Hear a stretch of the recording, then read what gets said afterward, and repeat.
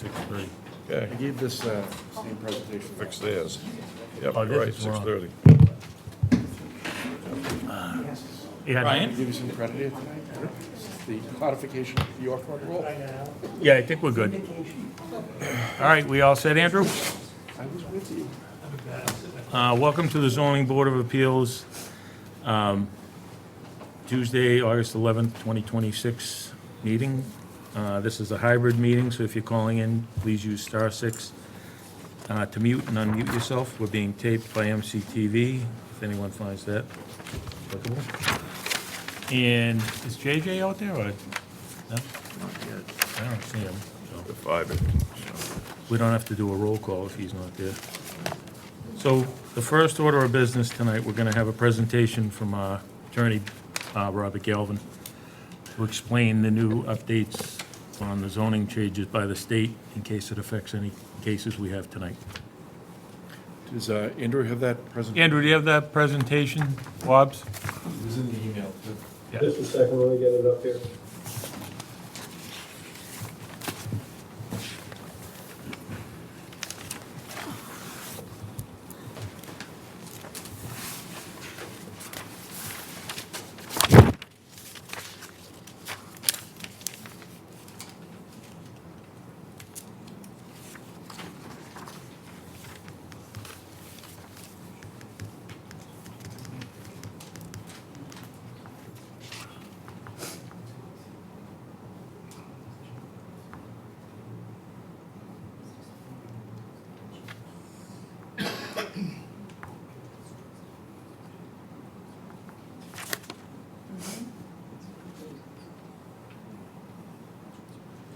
So if you just do that play, it'll come up to the regular screen, Andrew?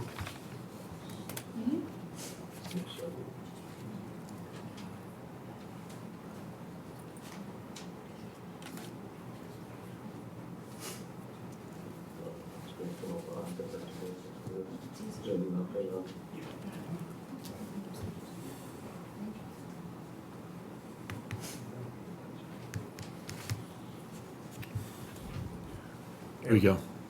Okay. So it shouldn't take too long. Hopefully, I distributed this a couple weeks ago. I sent it again last night. Just want to go over some of the changes that'll be applicable to you. So everybody knows by now on this board that on July 9th, as a part of the budget bill, the legislature and the governor made some changes to Chapter 40A that affect some of your authority, the other aspects of Chapter 40A. So this is going to just summarize a few of those things. Electronic, you can skip to page 3, Andrew.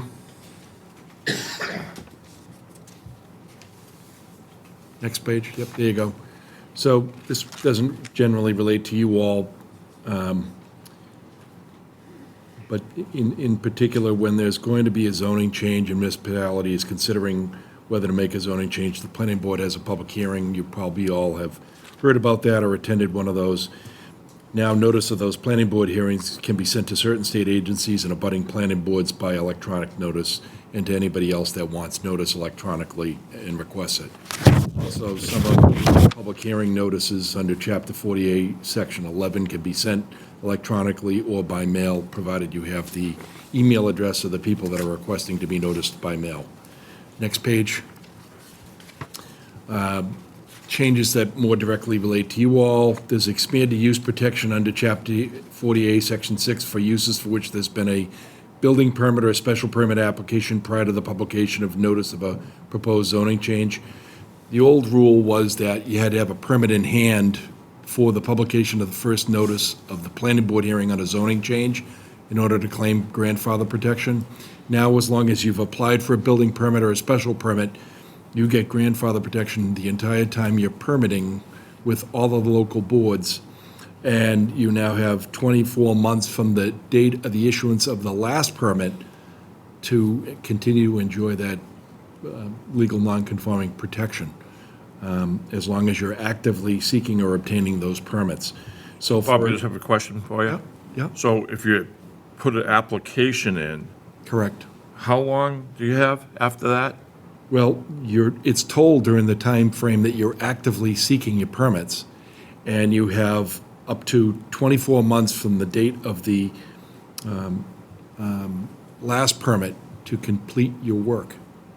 So you have a total of 24 months of protection. Okay? You know, that's a major change. Everybody used to rush in with subdivision plans in order to try to claim zoning protection, and now people will be rushing to see Andrew and applying for building permits or applying for a special permit. And your grandfather protection extends through the time of all your permitting, and you have now 24 months from the date of the last permit. So if you needed a building permit, and you needed planning board approval, and you needed Concom approval, and Concom is where you went last, because that's where they tell you should go last, you have 24 months from the date that the Conservation Commission issues its approval that authorizes the use for which you sought a building permit. So it's quite an extensive grandfather protection, probably not a bad thing. The other thing that'll change a provision of our bylaw is that abandonment and non-use limitations, we have a 2-year. If you have a fire casualty in your property and you want to rebuild it, you have 2 years before you lose your protection. Now that's been extended to 4 years instead of the 2 years. We now have, if you go to page 5, yep, thank you, Andrew. We now have as of right protection for certain extensions or alterations of pre-existing non-conforming structures and residential uses. My good friend over here, Mr. Bjorklund, and I battled this all the way to the SJC, and I was happy to school him there. And but we agreed one thing, underlying issue was that this ought to be allowed by right. And even though we ended up on different sides of the of the V in that particular case, Steve would tell you that what he believed should be the law is now the law. So the legislature has said that if you have a non-conforming structure, say you have a house that sits on a non-conforming lot, it doesn't meet some of the dimensional requirements, but you want to put an addition off the back, if that addition meets the dimensional standards for the rear setback and the side setbacks, you don't even come for a Section 6 finding anymore to the board. Andrew's going to be issuing permits for those by right. Tonight, we have a whole bunch of these on, but the proposed additions or the reconstructions all were still with issues with the dimensional setback, so those didn't change. But we've seen this many, many times where everything that's being done conforms with the side lot lines of the front or the rear, and Andrew would have to send them here for a Section 6 finding and for a special and/or a special permit, and now Andrew can approve all of those by right, provided that the extension will comply with the zoning setbacks. You also get some protection from zoning changes for a period of 5 years with common ownership lots, where if you own 2 lots together and they don't comply, you get 5 years' worth of protection. So that's an expansion of a non-conforming protection. The biggest issue, and it starts on number 6, Andrew, is the complete rewrite of the variance standard. Under the former standard, you had to prove 4 or 5, in the case of Marshfield, specific elements in order to qualify for a variance. You had to prove a substantial hardship caused by soil condition, shape, and topography that was unique to the lot, and the relief could be granted without detriment or without derogating from the intent of the zoning bylaw. In Marshfield, it wasn't a special privilege, so we had 5 standards. But under the new variance standard, all you really have to show is a practical difficulty complying with the zoning bylaw. And that's on the next page. Thank you, Andrew. So that requires the ZBA to apply a balancing test where the zoning board will now consider the benefits to the applicant, the benefits to the public interest, including housing production, consider the detriment to public health, safety, and neighborhood welfare. And I starred housing production because housing production is an explicit factor the board has to consider. So because this just occurred on July 9th, there's no case law defining practical difficulty, and it's not otherwise diagnosed in the new legislation. So I've given you a definition. I've also provided you proposed findings for you to consider when you're dealing with variances. I don't believe you have any on tonight, but you will pretty quickly. My expectation is that you're going to be very busy with people looking for variances, probably less busy for people looking for special permits, but I gave you this definition: a minor, non-self-created dimensional problem where strict compliance with the zoning bylaw would be unreasonably burdensome due to physical conditions on the lot or structure, but does not rise to the level of a statutory hardship under Chapter 48, Section 10. So as soon as there's a determination from a trial court and a definition of the words practical difficulty, I'll get it for you. The definition that you see here is a definition that I ran by the Attorney General's office. Again, they don't have any miracle answer to this yet, but this is going to be litigated for the next couple of years, and then we'll see what happens. So you remember the old factors of soil shape and topography? Those are just considerations. Doesn't have to be that anymore, but it's something you can consider. You can consider whether the strict enforcement would impose a financial hardship, a financial hardship that was personal to the applicant that didn't relate to the soil shape and topography of the lot was typically something you couldn't consider. Now you can. You can consider whether the benefit that the person is seeking to achieve can be achieved by another feasible method. You can always still consider whether the practical difficulty was self-created in the case of a division of a lot into non-conforming lots and infectious invalidity, things like that. So we're going to have to work through that change. I'm sure that there'll be litigation in communities, probably including in ours, as to what that means if you deny a variance or even if you approve a variance, because it's just too uncertain as to what's going to happen right now. There's a few other things that it relates to the variance standards. Under the old law, when you granted a variance, you granted that variance for 1 year, and that could be extended once for 6 months, provided the person came in before the end of the 1 year and asked for that extension. Under the new law, variances are granted for 2 years, and the time is told while you're pursuing any permits or pursuing any appeals. And the zoning board is authorized to grant 2-year extensions as well if you're asked to do that. So if somebody comes in just before the 2-year end of their variance and asks for a 2-year extension, the ZBA is now authorized to grant that variance. And obviously, there's an automatic extension if there's appeal. So the last page is just kind of my synopsis of what I think the practical impacts for you will be. Variances will be easier to obtain because of the relaxation of the standard. Housing projects, this isn't going to be a surprise to anyone, gain priority. And you're going to have to consider the impact of what is being proposed and whether that will contribute to housing production. Appeals will change. Courts will apply that new standard of review, and many old variances cases will no longer be controlling. And municipal bylaws that conflict with these new provisions cannot override these new standards. So our local bylaws will have to yield to the statutory changes. I've already spoken with the town planner, and we will be proposing some zoning changes, probably in the spring, that bring our bylaw in line with state law, which we're obligated to do. So what happens in the meantime regarding our standards, we have to pay attention to the state standards until we adopt a bylaw that's consistent with their state standards. The only other thing that is worthy of note, but it doesn't really affect us, is there are some communities that prohibited use variances, and Norwell was one of those. Norwell now can no longer prevent a use variance from being sought if there's a proposal to change a business use to a residential use. So I didn't include it here because we do allow use variances, but in Norwell, that affected its determination that it doesn't allow any type of use variances. So there are those communities out there that had that issue. As these issues come up, and it's going to come up in the first 3 or 4 of these meetings tonight, I'll explain to you why these protections don't apply to the specific circumstances here. Mostly it's because the proposed extensions are located within the side setbacks, one or the other, front, rear, side. If the proposal had been to comply with the dimensional requirements in the additions that were done, then it's entirely possible that that could have been done by right, and I'd be telling you to deny it as moot, and Andrew would have to deal with the issue. So that's kind of a summary of it. Might provoke some questions. Happy to take your questions offline. If something comes up during the meeting tonight, you want to know why this doesn't or doesn't apply, I considered it with respect to all the matters that are on tonight, and I'm happy to talk more about it, but I wanted to get through it as quickly as possible so you can get into your meetings.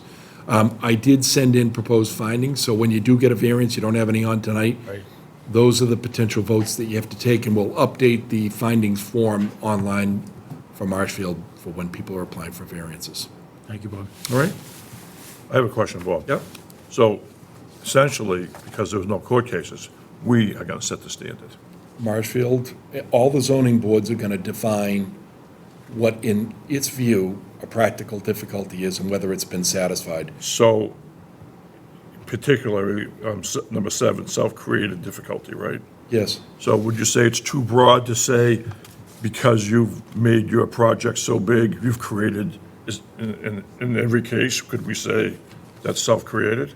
You made your project so big that it doesn't comply to the zoning laws, so you created the problem yourself. I think you could consider it, but I think you should consider it, is there another alternative where compliance could be had with the bylaw? Self-created hardships now are when someone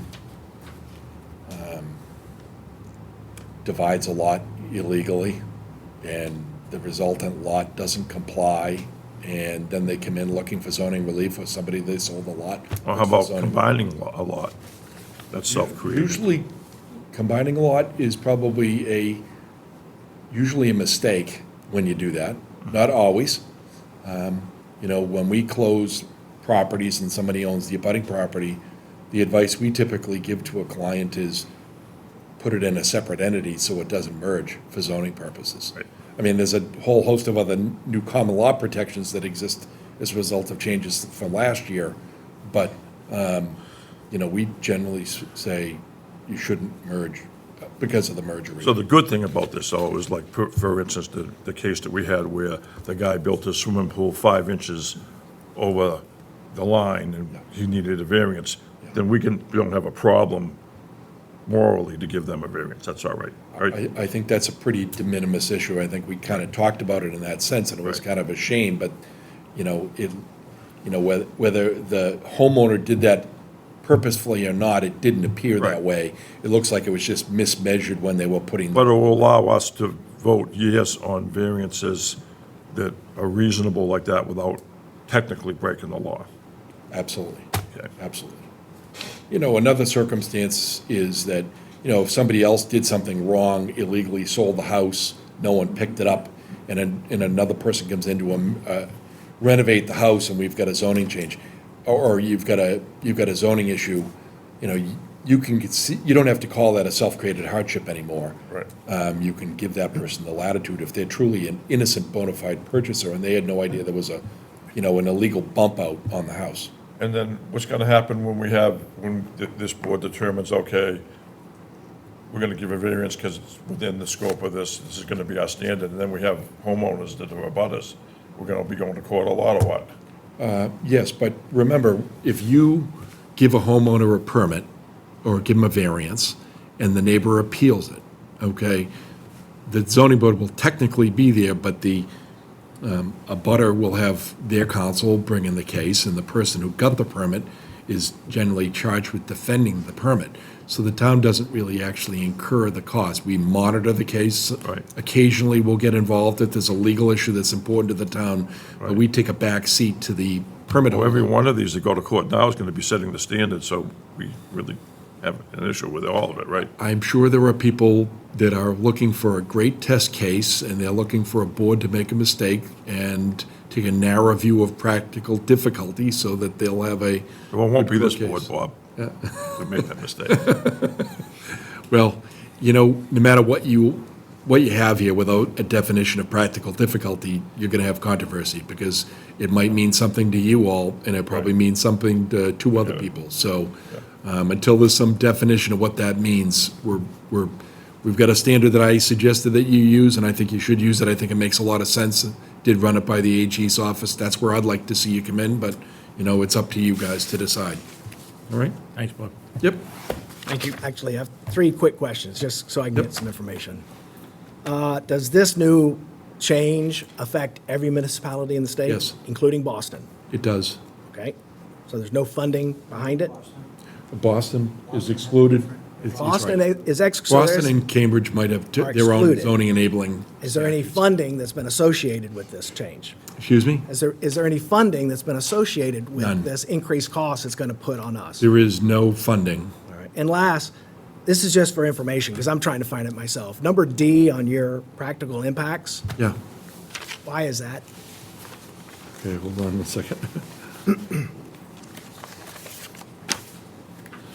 Well, you can't have a municipal bylaw that prohibits that's in conflict with state law, Why? because that's what the home rule amendment is all about. Okay. Zoning authority can be exercised by a municipality except to the extent that it's inconsistent with state law. And that's the whole issue that we dealt with the MBTA Community Okay. Act. Thank you. That's, I knew there was an answer. I just didn't know yeah, it. it's zoning bylaws. I tried to read the Constitution yesterday and the day before. Yeah. And I just keep coming up, the Massachusetts Constitution. Look at Article 89 of the amendments, and then look at Chapter 43B. Literally, of the 121 amendments, I got to up to 50. Yeah, So it's I didn't get to it yet. It's Article 89, the Home Rule Amendment, and you also have to look at Chapter 43B, which is the Home Rules Procedures Act. Gotcha. And that's where you see, I think it's either Section 6, Section 7 of the Home Rule Amendment, which says that a city or town can make whatever rules it wants, including as to zoning, except to the extent that it's inconsistent with state law. So, My No. natural inclination is to be a 10th Amendment kind of guy yeah, from the U.S. Constitution. yeah, well, zoning is not addressed on a federal level. Yeah, I know. Zoning is addressed only on a state level, and remember, it used to be that cities and towns couldn't do anything unless the legislature authorized action, and that's why the Home Rule Amendment was passed, so that cities and towns would be able to do whatever they could do as long as it wasn't inconsistent with state law, and that's where zoning fell to the towns. And, after that, you had changes to the zoning act and things like that that expanded cities and towns' authority. Now, this is that authority being receded and not left to you all. And I don't know whether you've heard it from anybody else, but you might as well hear it from me right now. There's a budget bill that's under consideration now that would eliminate single-family zoning districts. Two families all. Families in any residential district are allowed by right. So whether that passes or not, that'll be up to the legislature and the governor, but there's a I'll lot pass of the people House. that are upset about that, and you Well, change the Thank you characters for the of information. communities. Thank you for doing this. Yeah, Yep. thanks for working. Okay, very good. All right, so we have 2635 Timothy Madden. Is are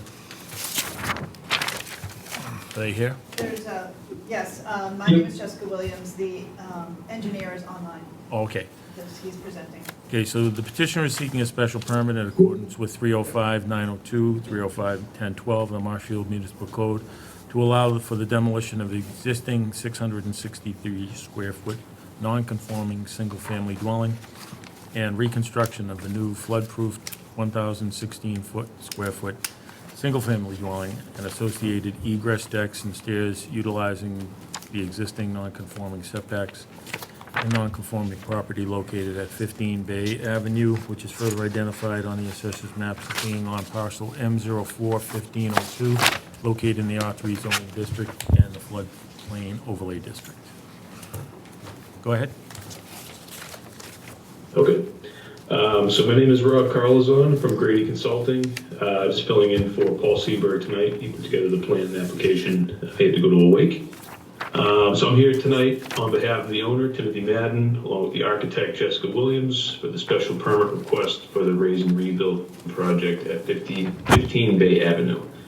The applicant is proposing to raise the existing single-family dwelling and construct a new single-family dwelling on a pile foundation above the base flood elevation.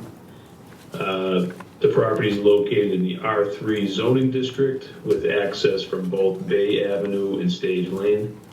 The lot consists of 3,854 square feet and is non-conforming with respect to area, frontage, width, and depth. The existing structure is non-conforming with respect to the front and side property line setbacks. The applicant is proposing to raise and rebuild the single-family dwelling in approximately the same location.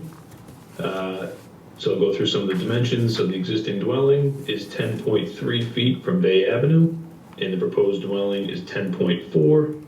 The existing dwelling is 5.4 feet from Stage Lane, and the proposed dwelling will remain at 5.4 feet. The existing dwelling is 12.2 feet from the right side property line, and the proposed dwelling is 12.2 feet, which is the same. The proposed dwelling meets the rear setback requirement of 30 feet and is proposed at 37.6 feet. The project proposes to maintain the pre-existing non-conforming right and side setbacks and conforms to the rear setback requirement. The applicant is requesting a special permit in accordance with section 902, as the project does not propose to intensify any existing non-conforming dimensional or area requirements. The single-family dwelling is an allowed use within the R3 zoning district. The project is desirable as it will improve the site and neighborhood with the construction of the new dwelling. The project will connect to the existing water, electric, gas, and sewer services that are currently serving the property. That's pretty much the summary of the project, so I'll turn it over to the board for any questions. Thank you. Any questions from the board? I'm good. Andrew, you have anything to add? No, they have a floodplain permit. I've met with the architect. It's a front porch here. I know it kind of looks like 4 stories, but it's just a front porch. It's going to be used, it's going to be all constructed of flood damage resistant materials. And then on the inside, it's all just an enclosure because this is also a coastal dune, ultimately for the Concom. And so it won't, it's an open enclosure in there. So this door will basically go inside to a deck and then upstairs to, into the house. So you'll basically, it's just more to maintain the look of a porch, but it's all technically building access up to the elevated portion, which starts on that first elevated floor up here. Thank you. Bob, you have anything? No, I just, I didn't know what they were using for their frontage. At times, it seems as if they're using Stage Lane, the other time they were using Bay Ave. It would be preferable for them to declare. I don't think it makes much of a difference in the end. And I did notice that, I have no idea how long it's been since that house was occupied, but it's been boarded up for a while. So, Thank you. Anything from the audience? Go ahead. I think it's been last used 15 years ago. I didn't realize Wrexham was in a flood zone. And this is saying flood. You want to go to the mic, please? Yeah, we're gonna need your name and address, Oh, good lord, okay. social security number, the whole. Bank No, details. I'll give you the last 4. Kathleen Mulvey, 11 Pilgrim Terrace. I didn't realize Wrexham was in a flood zone. I thought it wasn't. And that's my question. Okay. Andrew? This is, Not Wrexham. this is technically not Wrexham, but it is, Green Harbor. this area of town is all in a flood zone on Bay Ave. And most of Wrexham actually technically is in a flood zone, this area here, and then all of these streets going down into Wrexham, each side of the street there. So there's a good swath that is not in a flood zone, but there's a great deal of Wrexham that is a flood zone. Okay, thank you. And with that flood zone stuff, Eric, do you have something you'd like to say? Yeah, that property is on the other side of the harbor. It's not even close to Wrexham. But that being said, I do want to say congratulations to someone who works for us, Andrew Stewart, our building commissioner. Since our last meeting, got awarded the state's floodplain commissioner's award. Out of all the states, all the towns in the state that have floods, to be awarded that award is something special. I think the town should be happy for. So he knows where the floods are. We appreciate you, Andrew. Yeah. Very good. All right, so now I'm gonna move that the board vote to grant the petitioner's application for a special permit, subject to the conditions, certificate of occupancy, certified plot plan, building permit, and as Andrew said, they already have a floodplain permit. Based on the finding that the applicant, Right. I forgot to close. Move to close. Yeah, yeah. Move to first, and then- close first. Move to close 2635 Timothy Madden, 15 Bay Avenue. Second, all in favor? Larry Keane, aye. Steve Lynch, aye. Brian Murphy, aye. Mac Brothers, aye. Eric Murphy, aye. Now I move that the board vote to grant. the petition. Brian. Yeah. Remember the condition about the height we spoke about? Oh, yeah, I put that in there. I move that the board vote to grant the petitioner's application for a special permit, subject to the conditions. You need a certificate of occupancy, certified plot plan, building permit, floodplain permit they already have, and on the final as-built, we're gonna need to certify that the under 35-foot average mean roof dimension is certified on that plan. Subject to those conditions, based on the finding, the applicant's proposal to demolish the existing 663-square-foot non-conforming single-family dwelling and construct a new flood-proofed 1,016-square-foot single-family dwelling and associated egress, decks and stairs utilizing the existing non-conforming setbacks and non-conforming property located on 15 Bay Avenue as shown on a site plan number 15 Bay Avenue, Marshfield, Massachusetts, dated May 26, 2026, revised through July 16, 2026 by Grady Consulting, LLC, Timothy R. Bennett, PLS, and Kevin S. Grady, PE, and a set of architectural plans by Sale Associated Architects, Duxbury, Mass., dated June 3rd, 2026, revised June 22nd, 2026, 5 pages. Meets the special permit criteria of sections 902, 1012 of the bylaw. And Andrew, could you put up 1 to 10 so we can take a look at those? Does everyone agree with 1 to 10? I do. I do. I do. I do. Steve grunted. So do I have a second? Second. All in favor? Larry Keane, aye. Steve Lynch, aye. Brian Murphy, aye. Mac Brothers, aye. Eric Murphy, aye. Thank you. Thank you very much. Now we have Emmanuel Judas, am I saying that right? Petitioner is seeking a special permit in accordance with 305-902, 305-1012 of the Marshfield Municipal Code to allow for demolition of an existing 667-square-foot non-conforming single-family dwelling and reconstruction of a new flood-proofed 1,344-square-foot single-family dwelling with a 6 by 32-foot covered porch associated with egress decks and stairs, utilizing the existing non-conforming setbacks and non-conforming property located at 11 MacArthur Lane, which is further identified on the assessor's maps as being on parcel L090816, located in the R3 zoning district and the floodplain overlay district. Go ahead, name and address for the record. Brian Taylor from Stenbeck and Taylor.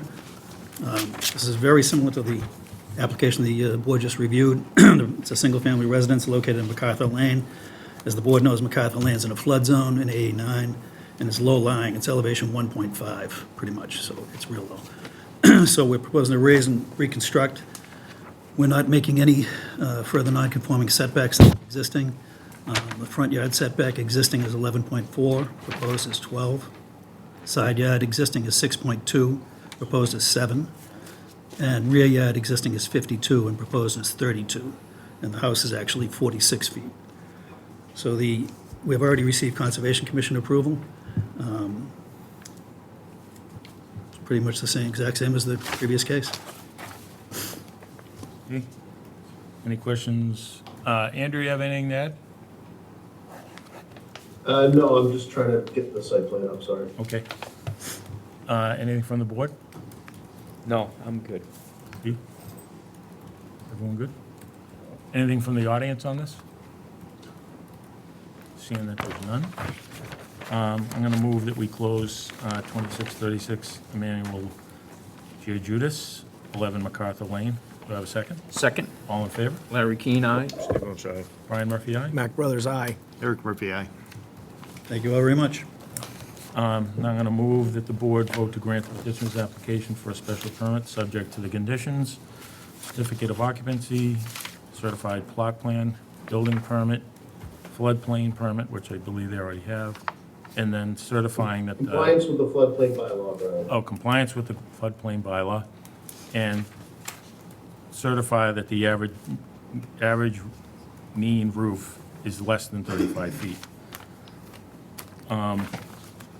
Based on the findings that the applicant's proposal to demolish the existing 667 square foot non-conforming single-family dwelling and construct a new flood-proof 1,344 square foot single-family dwelling with a 6-foot by 32-foot covered porch and associated egress decks and stairs utilizing the existing non-conforming setbacks and non-conforming property located at 11 MacArthur Lane,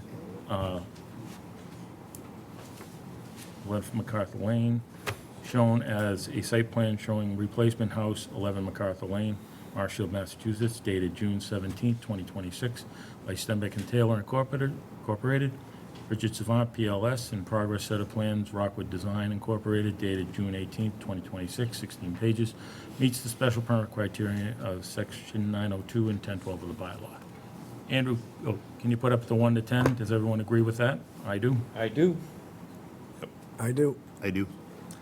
Thank you. Do I have a second? Second. All in favor? Larry Keane, aye. Steve Lynch, aye. Brian Murphy, aye. Frank Brothers, aye. Eric Murphy, aye. Thank you. Now, next, we have 2637 Laurie Craddy. Come on up. The petitioner is seeking a special permit in accordance with 305-902, 305-1012, and site plan approval in accordance with 305-1202 of the Marshfield Municipal Code to allow for the demolition of an existing 667 square foot non-conforming single-family dwelling and the reconstruction of a new flood-proof 1,344 square foot single-family dwelling, a 6-foot by 32-foot covered porch and associated egress deck, stairs utilizing the existing non-conforming setbacks and non-conforming property located at 97 Standish Street. It's further identified on the assessor's maps as being on L090816, located in the R3 zoning district. Go ahead. Brian Taylor from Stenbeck and Taylor. This property is located in Wrexham. It's in the Zone X portion of Wrexham. It's up on the hilltop. It's at the corner of Pilgrim Terrace and Standish Street. It's the same as our two previous ones, a raise and rebuild, single-family house, being replaced with a single-family house with an ADU. The R3 zone setbacks, the required is 15, as you know, from the front. The existing is 12 and a half. We're improving that to 13. The side is 15 required. The existing is 19, and we're proposing to conform with the 15-foot requirement. The rear 30-foot setback in the R3 zone, the existing is 10.7, and we're proposing at 10.9. It's a little different. It's a corner lot configuration, so you have one sideline and one rear line and two front lines. Also, we'll be utilizing all the existing utilities, same connections, minimal work or grading at all required. Any questions from the board? Pretty much the Same same. thing. Andrew, you have anything to add? No. Bob? Just note the changes on the square footage there. Yep. They were all kind of, I think this got, some language got duplicated from the prior one. Okay. On the advertisement, yeah. Structure was actually a little larger than 1344, I think it was, by my calculation, it was around 1610. 1610, we cited on the proposed building coverage, so we're going to have 32.7, and the maximum allowable is 40%. Okay. What were those numbers again, Bob? If I put the right ones in the motions, Oh, okay, good, I'm fine. but I just wanted to make sure that everybody saw it. I think it was just an accident that the numbers got transposed from the prior one, because there was no way there could be 667 and 1344 on two homes, so. Exact same, I understand. So I just did the math, and it looked like it was 1610, and I saw it in the narrative that I think Mr. Taylor was talking about, so. Right. I think in your motion, you can correct it and make Okay. the new square footage 1610. All righty. Any other questions from the audience? Seeing that there's none, I'm going to move that we close 2637 Laurie Craddy, 97 Standish Street. Do I have a second? Second. All in favor? Larry Keane, aye. Steve Lynch, aye. Brian Murphy, aye. Mac Brothers, aye. Eric Murphy, aye. Andrew, does this have floodplain compliance or no? This is actually not in the flood zone. Okay. Zone X. So I'm going to move that the board vote to grant the petitioner's application for a special permit, subject to the conditions, certificate of occupancy, certified plot plan, building permit, certifying that the average mean roof is under 35 feet, and based on the finding that the applicant's proposal to demolish of a 600, what was the number? That's right, right? 1610. 16 demolish? No. No, Be that's, replacement, right? that's the proposed. That's the proposed building. Yeah, what's the demolish? So 667 demolish that, non-conforming single-family dwelling, and I didn't know construct a whether, 16-foot, I didn't know whether it was exactly No, 667. no, Yeah, it's that's- not, it's not. So what does the being torn down. 1344 represent? that's the wrong number, it's 1610. I know, I just wondered. That was the it one must before represent it. something, right? It's one the number before, if from you the read what prior was the app. Prior application, I think it was a word This one processing here? thing. It's the exact same numbers as this Okay. one here. Yep.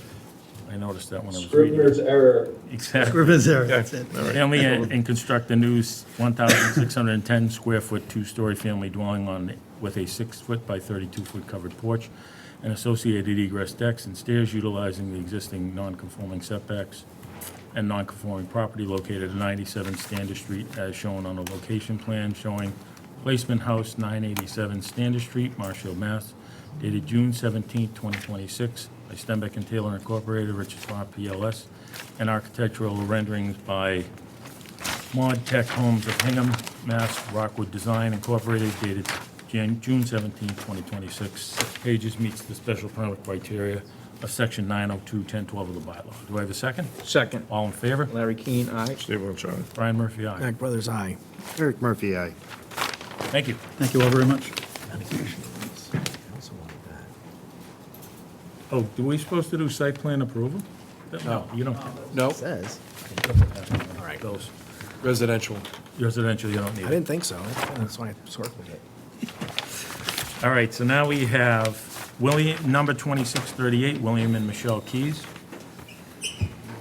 The petitioner is seeking a special permit in accordance with 305-902, 305-1012 of the Marshfield Municipal Code to allow the construction of a new 25-foot by 15-foot 5 one-story addition and a 14-foot by 10-foot mudroom addition with associated egress decks and ramps to the existing non-conforming single-family dwelling and non-conforming property located at 83 Ashburn Ave, which is further identified on the assessor's maps on being on parcel M082903 and is located in the R3 zoning district. Name and address for the record? Bill Keys, 97 Standish. Oh, sorry. 83 Ashburn. 83 Ashburn. Yeah, sorry. See, look at, I'm reading the above one again. Go ahead. Yeah. Arthur Hale, Hale Brothers Construction.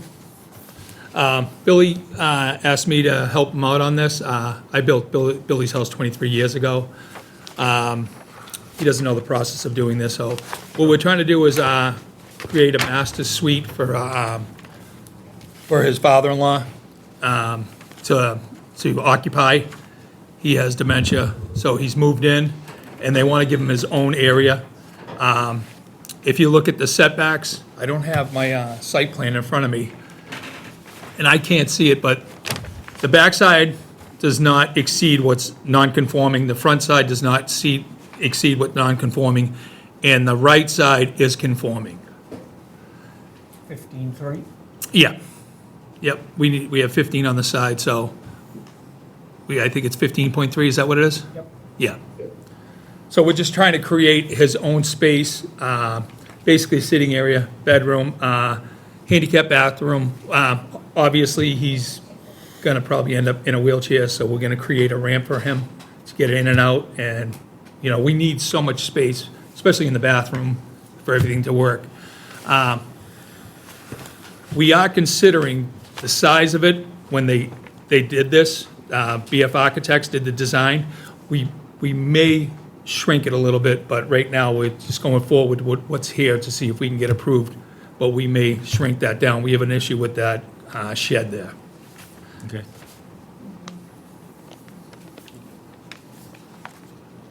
Andrew, anything to add?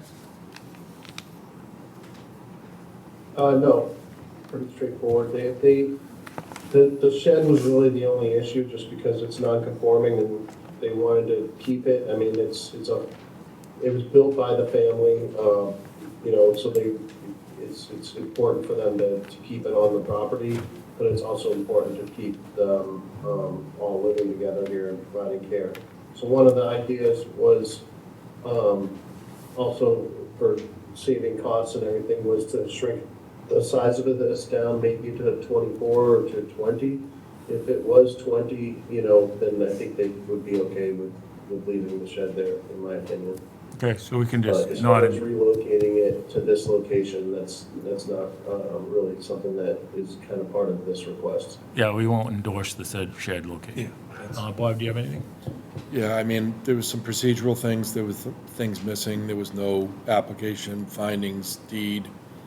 We need all of those things. It's my opinion that if the shed comes down, it can't be moved to that location without a variance, because the accessory structure is non-conforming as to the front yard setback on John Alden Street, but if it gets moved to that location, then it violates the side setback. I think you're talking about the next case, for missing the deed and stuff. I have all that. All that stuff's in here. Yeah. You're talking about the one with the... I didn't have it as a part of what I was provided on, We definitely don't have it in the next case. well, I didn't have it as a part of this, but that doesn't mean it doesn't exist. Oh, it's here, we have it. Okay, as long as you have it, I'm okay with all of that. All right. But It should be in that paper packet right there, Bob. It didn't scan correctly. I'm looking at Okay. it now. So as long as the board has all that, I actually have no issues with the filing. The only issue I have would be with the shed, and you can't move the shed to that location. So We just won't endorse you'd it. have to ask for, well, it's a little bit different from the way we deal with sheds. You'd need a variance to put it there. I'm not opposed to you giving them the variance if they need it, but I think they have to ask for it, and they didn't ask for it. Well, I just think we won't endorse the shed, and we'll leave it at that. They can address that with Andrew, where located. Well, it can't be relocated as per plan, though, so it, Yeah, We know that, yep. I understand it. I mean, I'm fully aware. This is one of those things that probably makes all sense in the world to have the shed, probably no one cares, but just ask for the variance, and the board's then up to you to get granted or Steve not. will be excited for Well, the relocation placement is better than the location that it's at now. It actually looks See? like it's in the That's- street, so Yeah. it might be it. better. Already happy. So we can address that We'll address later that if you want. later date. You can apply it and address it. Yeah, that's what we figured we'd probably have to, if we're gonna relocate that to that position, we'd have to go for a variance for that. Sure. All right, so I'm going to move, any questions from the audience? Well, you only need 10 feet for the shed, right? Why can't you move it over a little bit? Want to- Back? Whatever. Yeah, we'll deal them with the address shed it. when they want I'm to. afraid, Now they're just. I'm afraid to move the shed. His father built it. Yeah. That's the only thing they have left. That's the only reason why they want to keep got the it. shed. So, I mean, we're even thinking we might not need that much room in the addition itself. We just got to make sure he's comfortable, and it's a safe area for him to get in and out. So we're going to reevaluate that size of that addition, but we might as well go with what we have, and if we do, we'll come in for the variance for that. Okay, so we're going to move to close 2638 William and Michelle Keys, 83 Ashburton Ave. Have a second? Second, All in favor? Larry Keane, aye. Steve Lynch, aye. Ryan Murphy, aye. Mac Brothers, aye. Eric Murphy, aye. I'm going to move that the board vote to grant the petitioner's application for a special permit, subject to the conditions, certificate of occupancy, certified plot plan, building permit, and we are not endorsing the location of the shed.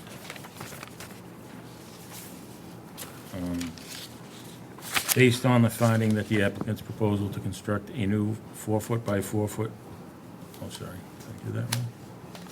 Can't see. Based on the findings that the applicant proposal to construct a new 25-foot by 15-foot 5, one-story addition and 14-foot 10 by 10-foot mudroom addition with associated egress decks and ramps on the existing non-conforming single-family dwelling on the non-conforming property located at 83 Ashburton Ave, as shown on proposed addition plan for 83 Ashburton Ave, Avenue, dated October 21st, 2003, last revised June 18th, 2026 by Millbrook Survey, Thomas Sullivan, PLS, drawn for Arthur Hale, and preliminary architectural plans by BF Architects, dated June 9th, 2026, Bill Fuanacari, architect, 3 pages, meets special permit criteria, sections 902, 1012 of the bylaw. Can we, 1 through 10, everyone agree? I do. I do. Yep. Yep. I do. Do I have a second? Second, All in favor? Larry Keane, aye. Steve Lynch, aye. Brian Murphy, aye. Mike Brothers, aye. Eric Murphy, aye. Thank you. Thank you very much. Thank you. Now we have David, 232639, David Babel. The petitioner is seeking a special permit in accordance with 305-902 and 305-1012 of the Marshfield Municipal Code to allow construction of a new 4-foot by 4-foot 1-story addition and associated roof line alterations to the existing non-conforming single-family dwelling on the non-conforming property located at 73 Seaview Ave, which is further identified on the assessor's maps as being on parcel G160707, located in the R1 zoning district. This is the one that just misses it by 4 feet. Yes. The rear property Yeah, line? so it was confusing because it looked like it could have been the side. Andrew and I were looking at it, and if that was the side setback, it would be 20 feet. It's R1 though, so it's 40 feet. Right, so we was, no, if it was the side setback, it would be 20 feet. Yeah. It's And it only would've con- it- it's only a that- 4x4 addition. I know, which but is like- that's why when we looked at it, at first, we both thought that was a side, the way it was, Yeah, when we looked at it. right, it's the rear But it's though. 36 feet, not 40. Yeah. So we have to go through the exercise. So, Andrew, they're looking to put a 4-foot by 4-foot addition on the back of this house. Everything looks Correct. pretty good. It's pretty self-explanatory, would you Yeah. agree? Very minor. Yes. Especially compared to some of these other. It's just, does anyone on the board, or Andrew, anyone have a problem with this? Anyone want to speak No, I on was it? embarrassed to actually have to make them come in. Get a permit, I don't disagree with you. Well, now we get to have a dishwasher, and that's a big deal, so this vote's important. Is all this for dishwasher? Well, for 4x, we're just changing part of the kitchen. And Yeah. that's one thing that will be added. We've never had a dishwasher, so. Oh, that's great. I'm happy for you. So no questions? I'm going to move that we close 2639, David Babel. Brian, Oh, sorry, someone has a his question? finger was pointing up. Yeah, I just had a quick question. This meets the setbacks? No. No, misses it by 4 feet. So I'm going to move that we close 2639, David Babel. Am I pronouncing that right? Yeah, good job. 73 Seaview Avenue. Do I have a second? Second, All in favor? Larry Keane, aye. Steve Lynch, aye. Brian Murphy, aye. Mike Brothers, aye. Eric Murphy, aye. I move that the board vote to grant the petitioner's application for a special permit, subject to the conditions. Do they need a certificate on this, Andrew, of occupancy? They do. Plot plan, It's a structural alteration. certified plot plan, and building permit. Based on the finding that the applicant's proposal to construct a 4-foot by 4-foot 1-story addition on the associated roof line alterations to existing non-conforming single-family dwelling on the non-conforming property located at 73 Seaview Avenue, as shown on, do we have the plan name on that, Andrew? It I couldn't read didn't it. come through on Yeah. the scan very well. What is the plan date on it? All I need is the I date. think it's on the building permit application, hang on just a second. All right. You couldn't read it, Mike? The plan was actually January 7th, 2014. So plan January 7th, 2014, and who's it by? That is by John Barron. John Farren. And meets the special permit criteria of 902, 1012 of the bylaw. Do I have a second? Oh, sorry, and 1 to 10, Andrew, so, it's a pretty big deal here. Everyone agree? Great. I agree. Aye. Yeah. Do I have a second? Second. All in favor? Larry Keane, aye. Steve Lynch, aye. Brian Murphy, aye. Mac Brothers, aye. Eric Murphy, aye. Thank you. Thank Good luck with you. the project. I'm glad Just you'll to- have it. Just to say, every time we were filling out the special permit, we didn't quite know what we were doing, and Nat was like an angel. Yeah, she's, Every time we she's been had a very question, very we helpful. could go up and she'd say, this isn't really my job, tell me what you want to do. Yeah, that sounds pretty good. So we'd run home and do it and come up with the next question. We couldn't have been here without her. that's good. I Wow, appreciate it. thank you. Thank you. Thank you for that. Yeah. We have- Oh, no, she We was have great wonderful. employees in this town. Absolutely. Well, hard work. Citizen experience. I know. Now it's no longer you, the dishwasher. So now we have 2640 Alexa Wilder. The petitioner is seeking a special permit in accordance with 305-902, 305-1012 of the Marshfield Municipal Code to allow construction of a 10-foot by 32-foot two-story addition on the existing non-conforming single-family dwelling on the non-conforming property located at 132 Highland Street, which is further identified on the assessor's maps as being on parcel D170131, located in the R1 zoning district. Go ahead. My name is Glenn Wilder. I'm here for my daughter Alexa Wilder and Malcolm. This is my brother-in-law Dave. Dave's the construction guy that's going to be taking care of our house. So I'll refer to Dave to give you the explanations as far as what does not meet. We understand that the right side of the house doesn't conform now, and we're proposing, we've perked the property, we have to move the septic tank down the hill farther, closer to the leach field now. What year was that? That was done in Septic plan. 2023. And so, to conform with the septic, we have to move that tank. It's Because of the foundation line, we're coming off the back of the property 10 feet, and that puts us too close to that tank. So we're asking for permission to move that closer to the septic field. It's been perked, and we have an engineered plan for that. I think we have a copy of that. And they're just a growing family. They want to add to the kitchen, the living room downstairs, a powder room, and then expand the existing bedrooms upstairs with another bathroom. Yeah, provided. currently there's only one bath, and they're planning on having a family, so they're anticipating the problems. And it's also, from curb appeal standpoint, it's probably the worst-looking house on Highland Street. So we're going to try to make the neighbors very happy by not having it look the way it currently looks. Andrew, do you have anything to add? I mean, what we've talked about before, Well, Bob, yeah, we have, we don't have Bob, can you explain whatever you have? Yeah, this lot I appears think to, this is where, like, the variance thing that Bob just discussed might Right. actually come into play. Apply here. so apparently, and I didn't know this at the time I got the materials, this lot was divided by an 81L division of the land, and the planning board was obligated to endorse the plan.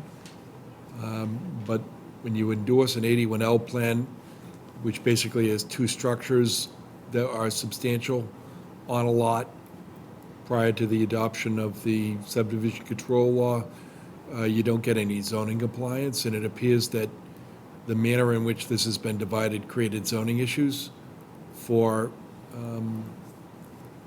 at least one lot, and when one lot has a zoning issue, the other lot is infected with the same issue. So the lot was, to my knowledge, not divided with any zoning relief. So this zoning relief, which seeks to extend a non-conforming use, is probably not permissible without a variance. It's called infectious invalidity. When you divide a lot without a determination that in doing so, you're not creating any new nonconformities, you create a zoning problem for both lots, and they're both infected with the issue. I mean, I don't know who gave Mr. Junior permission to do what he did to the lot. No one But did. there's a house sitting directly behind, in my daughter's backyard. We understand. And we put a $5,000 fence up between it because it's not livable the way it was. No one gave him zoning permission to do what he did. So how did he get away with it? Because the whole house, I'm trying to figure out who signed off on this in general, because the whole house, Bob can explain the 81L to you, The but whole- those they homes were did built- not endorse this plan from the planning board. These homes were built probably originally in the 50s sometimes, or before the 50s. And there's an exception to the subdivision control law contained within Chapter 41, Section 81L, that says that the planning board has to endorse a plan that has two substantial structures on it that existed prior to the adoption of the subdivision control law. And these structures are substantial structures, so the planning board endorsed it. Well, they didn't endorse it, but they let it be constructive, Subdivided. It was constructively approved? approved, yes. Okay, so So how The do we reality- get permission to do what we need to do? you need a zoning variance. You need a And variance. how do we do that? You have to apply for a zoning variance, and basically, the issue affects both lots.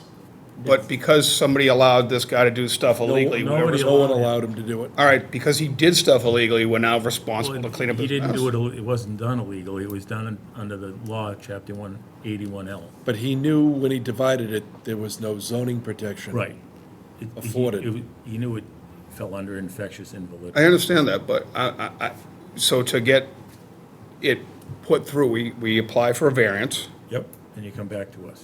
okay? And how long does that process take? 'Cause I'm starting to freak out because she's potentially gonna have a baby next year, and if we don't get this thing ground broken and done, we're gonna have a problem come wintertime with the back of the house ripped off.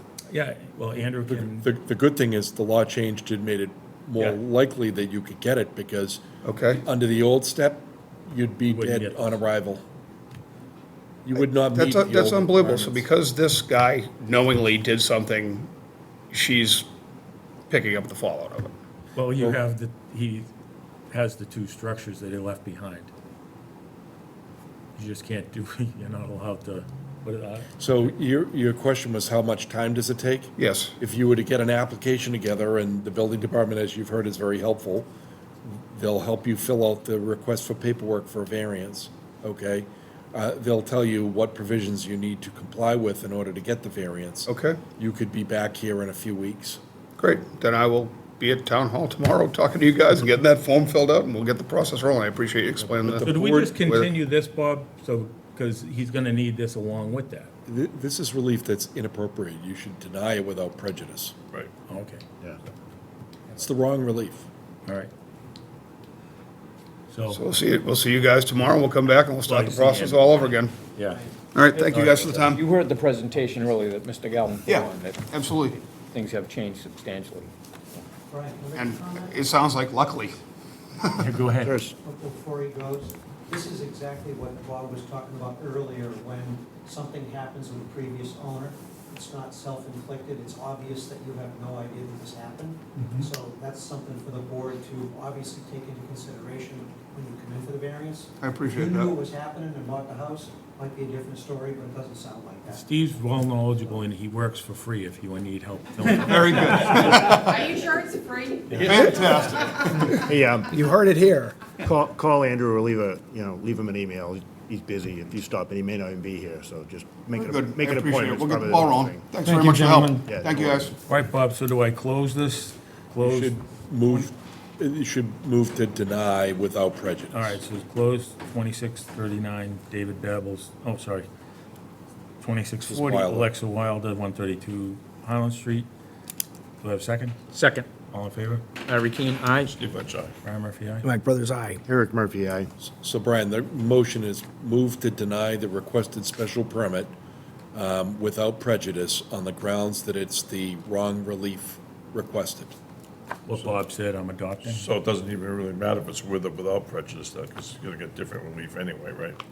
Yeah, they're gonna come in for, Right, so without prejudice. there could have been a finding granted before the lot was divided and sold Right, off. and then before it's sold. So let's now, just- once it's divided, it requires a variance. Right. Keep their options Let's open. leave it at that.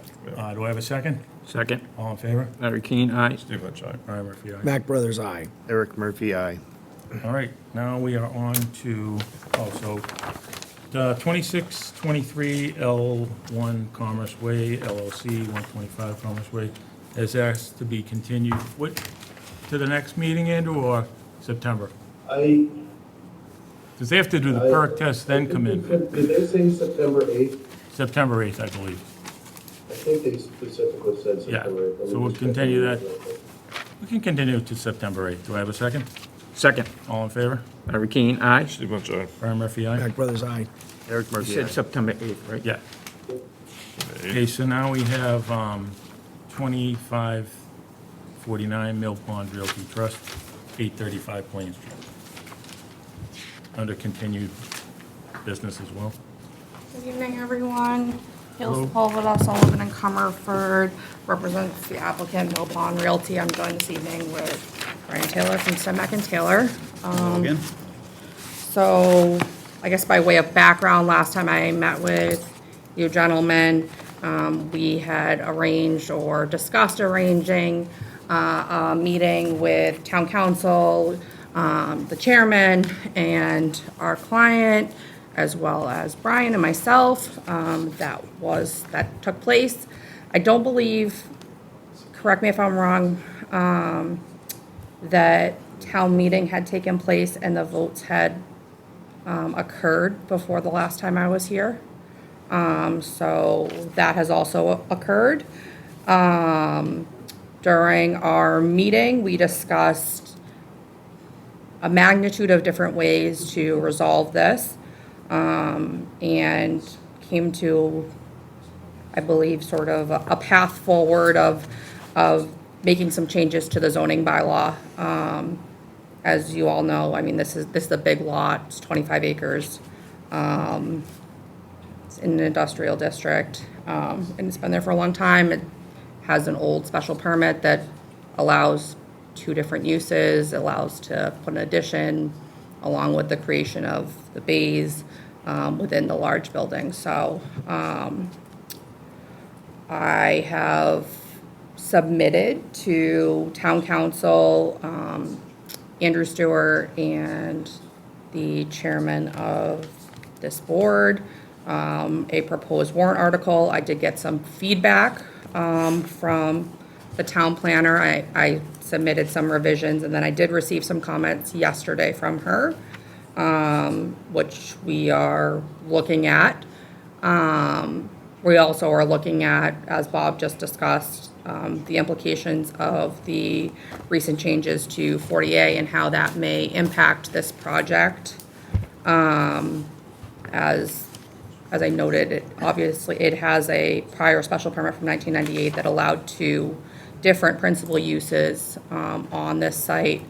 I think that we could probably categorize a lot of these uses within a number that is more than 2 uses. Obviously, specifically, we know that we have Andy's and McShane's, which there was a zoning change to allow the majority of those uses. I think maybe there was some discussion about boat sales for purposes of McShane's, but I believe that was discussed at town meeting and maybe not totally voiced as from the floor. And so I understand that one item is still outstanding as requiring a variance, not a special permit or permitted use. And sort of that is my background for you gentlemen. I am happy to answer questions. I'm happy to talk about how we move this thing forward, because I welcome that. I know you gentlemen have been extraordinarily kind, and not only I, but my client appreciates that, because this property is important, and I think it's important to a lot of people within the town of Marshfield that they don't, to be honest, have somewhere else to put their stuff, or a site like this. It's in an industrial district. It allows people that are, solo or small businesses to store equipment and machinery for general contractor type and businesses. So that is what I have. I'm happy to talk further. We'll see what the board thinks. Thank you. So, Brian, first off, I have to disclose that I am a customer of someone in that building. Actually, as in last week, I was there. I don't think that affects. But I can still make my decision impartially, so I'm not going to recuse myself. I appreciate that. I mean, me personally, I think we discussed this in the May 7th meeting when we were going over our bylaws. This is separate from what they're talking about in the I zone. Something like this building, we just approved the Eversource building, which is 40,000 square feet. We have the Curvin building up there, which is huge, in Crown Colony. So you know, currently they, I guess they work under those uses, but this is something, you know, appreciate. Steve had some good ideas on, not in the same district. Right. Yeah, well, they're in the eye. So I don't understand why you didn't go to the town planner to make the decisions on your zoning changes. They're the ones that control zoning changes in Marshfield. So if the town planner gets up there and represents the elected planning board and says they're not in favor of your citizen's petition, I mean, you need them on board. I don't disagree with that. I mean, I understand that the support of the planning board, it's incredibly difficult at town meeting to get something passed without the support of the planning It's board. going to be 2/3 vote. Yeah, no, Well, I think it's because at our last. I'm all meeting- for letting those people stay there and work. I That's what appreciate happened. that. But We we gotta ended do up it the right way, though. We ended up with this in our discussion Yeah. at their meeting, then we had the May 7th meeting, and that's when this all came up. Yeah. When we were tweaking, working on our own bylaws, this conversation came up, and up to five uses, I believe, is what we discussed at that, principal uses in an area like that. So I think we could have both things, what Karen's planning on and what we talked about, both things could exist. I like Karen's proposal, but I think the more you restrict it, now we're getting closer to spot zoning. Wouldn't you say, Bob? If you make a rule that uniformly applies to the industrial district, it wouldn't be spot zoning. Okay, It applies to the whole industrial district. right. Yeah, we're not I know, but trying to Karen create an wants to overlay or Find it anything. down slope to west, She right? wants it to put it under that one thing that she told me, I mean, it's in the notes there, that I guess no Industrial one's ever development. used Right. that L, or what is it, what number is it? 11? Yeah, it's the planned development for businesses in that Right, industrial but she district. said no Plan one's it. ever applied it for Correct. any use. Correct. So, I mean, that's why it was, what we talked And about. what's- We just came about our thing organically. What we don't want to do is put 15 businesses out of business. I That's agree. That have been I servicing people agree in with this you town. 100%. The customer that I was at last week at that building, I've been doing business with for 30 years. Going to put them out of business, that would be ridiculous. It makes no sense, but I think before we You even need get a into this. roadway in there, though, that's adequate for the number of businesses that are in there. But I think the stuff that we were talking about, and the reason we pushed this to August, was we were hoping to get on the fall meeting, but I have been told by the planning board, as Bob mentioned, that they're not accepting any Zoning zoning changes. changes, along with the select board has said the same. So I think that kind of leaves us in a position where, in a good way, it gives us more time to work on this instead of 3 weeks, which is what we would end up here. But I think we have to move this to the spring meeting. Does anyone agree with that? But where would that leave the applicant? We have to extend them to We the just same keep thing we just extending. did. No, we had to do it Yeah. for 3 years over. We've been doing it for quite a while now anyway, but I'm to fix the problem Yeah. over on This those has other been a- properties in the same zone, the I and the B2. Yeah. This is similar to when we did it all downtown Marshfield here for Brian Curtis. My father did the original plans there for his father in 1967. And the permit approval was, there's many uses, as we all know, in downtown. And the permit approval was for a shopping plaza. So when there was the discussion about, the idea of 5 uses, this property, fortunately, we still have quite a bit of undeveloped property in industrial zone property in Marshfield. But this is the single largest accumulated piece. So it would pass the spot zoning if everything is inclusive of all the industrial stuff. But when you guys were having the conversation about, I think there was 5 uses with a per half acre per use minimum, to me that makes, Well, up to 5 is what we would. yeah, to me that makes a lot of sense because it's Depending on the the same size type of of the tool parcel. where you can see, okay, we're gonna have a consolidated, coalesced development. So you're not gonna have all, like everybody in Marshfield has a friend who goes there. We all go there. It's a small town. So, you have all those businesses that are actually complementary to one another. There might be some things that, as the planning board feels evidently that the boat sales is, is a non sequitur. I don't know. I Well- agree with that because if you're hauling boats, I mean, I what's don't know easier how than much doing we that want at to expand it. We 139? certainly don't want to put the people, Right. Out of business. Out of But business. Bob, I think, the problem here is that we originally thought we could get on the fall meeting, but now we've told Yeah. by planning and select board that that's not happening. So I think The only thing. Yeah, what Karen was trying to push them into was that planned industrial development Right. option, which is a, But it still needs some tweaking from what she said. Yeah, I mean, it's really a But subdivision. beyond all this discussion, I just think, and not, I'm not trying to be, it's just, if we can't get on in the fall, I think we have to move this to the spring meeting. And then, so we have more time to absolutely digest this and go over our ideas about it. But I think you really need to be meeting with the planning department. I mean, they're the ones that are gonna bring forth, they're gonna have the hearing, they're gonna make the recommendation at town meeting. And so if you can't negotiate a deal with them, I don't see it getting passed. Well, might it be beneficial to have a joint meeting, because it seems like you have some different ideas as to zoning changes that would Karen only wanted, help. only offered, the reason they originally met with Karen, she only offered the subdivision. 'Cause I understand But that, the yeah. reason she said that, Steve, is because she said, this is the only legal current path. Right. Without a bylaw change. Correct. Right. So this is why the bylaw change came up, the discussion Right. came about. And we were having our meetings about changing bylaws. Right. And it's all kind of folded into that whole thing. I'm all for changing the bylaw to let But I them stay in think- business, but I think it should be, an agreement between you and the Well, you planning can board meet with also. planning, but we can also continue this. I That's think what we Brian should- is saying. If they meet with planning and try to tailor Yeah. a plan with planning, get on to the spring meeting. But I think we still have to go back to our initial meeting without, that we weren't talking about planning. It was our May 7th meeting of all our bylaw changes. Yeah. This was in there to say, we have to do something to be proactive. Yes. Steve was obviously leading the charge on that. But it's just, I just think right now, the problem is, we can't get on in the fall. We have 3 weeks. I think we just have to move this now to the spring meeting and then start to digest it then. But that gives us 6 months to work on this. But Brian, if they do a citizen's petition, they go work with Karen, get it worked out with close to what she wants. Right. The department wants, then if they do a citizen's petition, the planning board has to call a public hearing, and you can't deny them Yeah, but from being on the Karen- warrant if they have the signatures. Right, but Karen said it only gives them 3 weeks to work on this, and she said that they need time.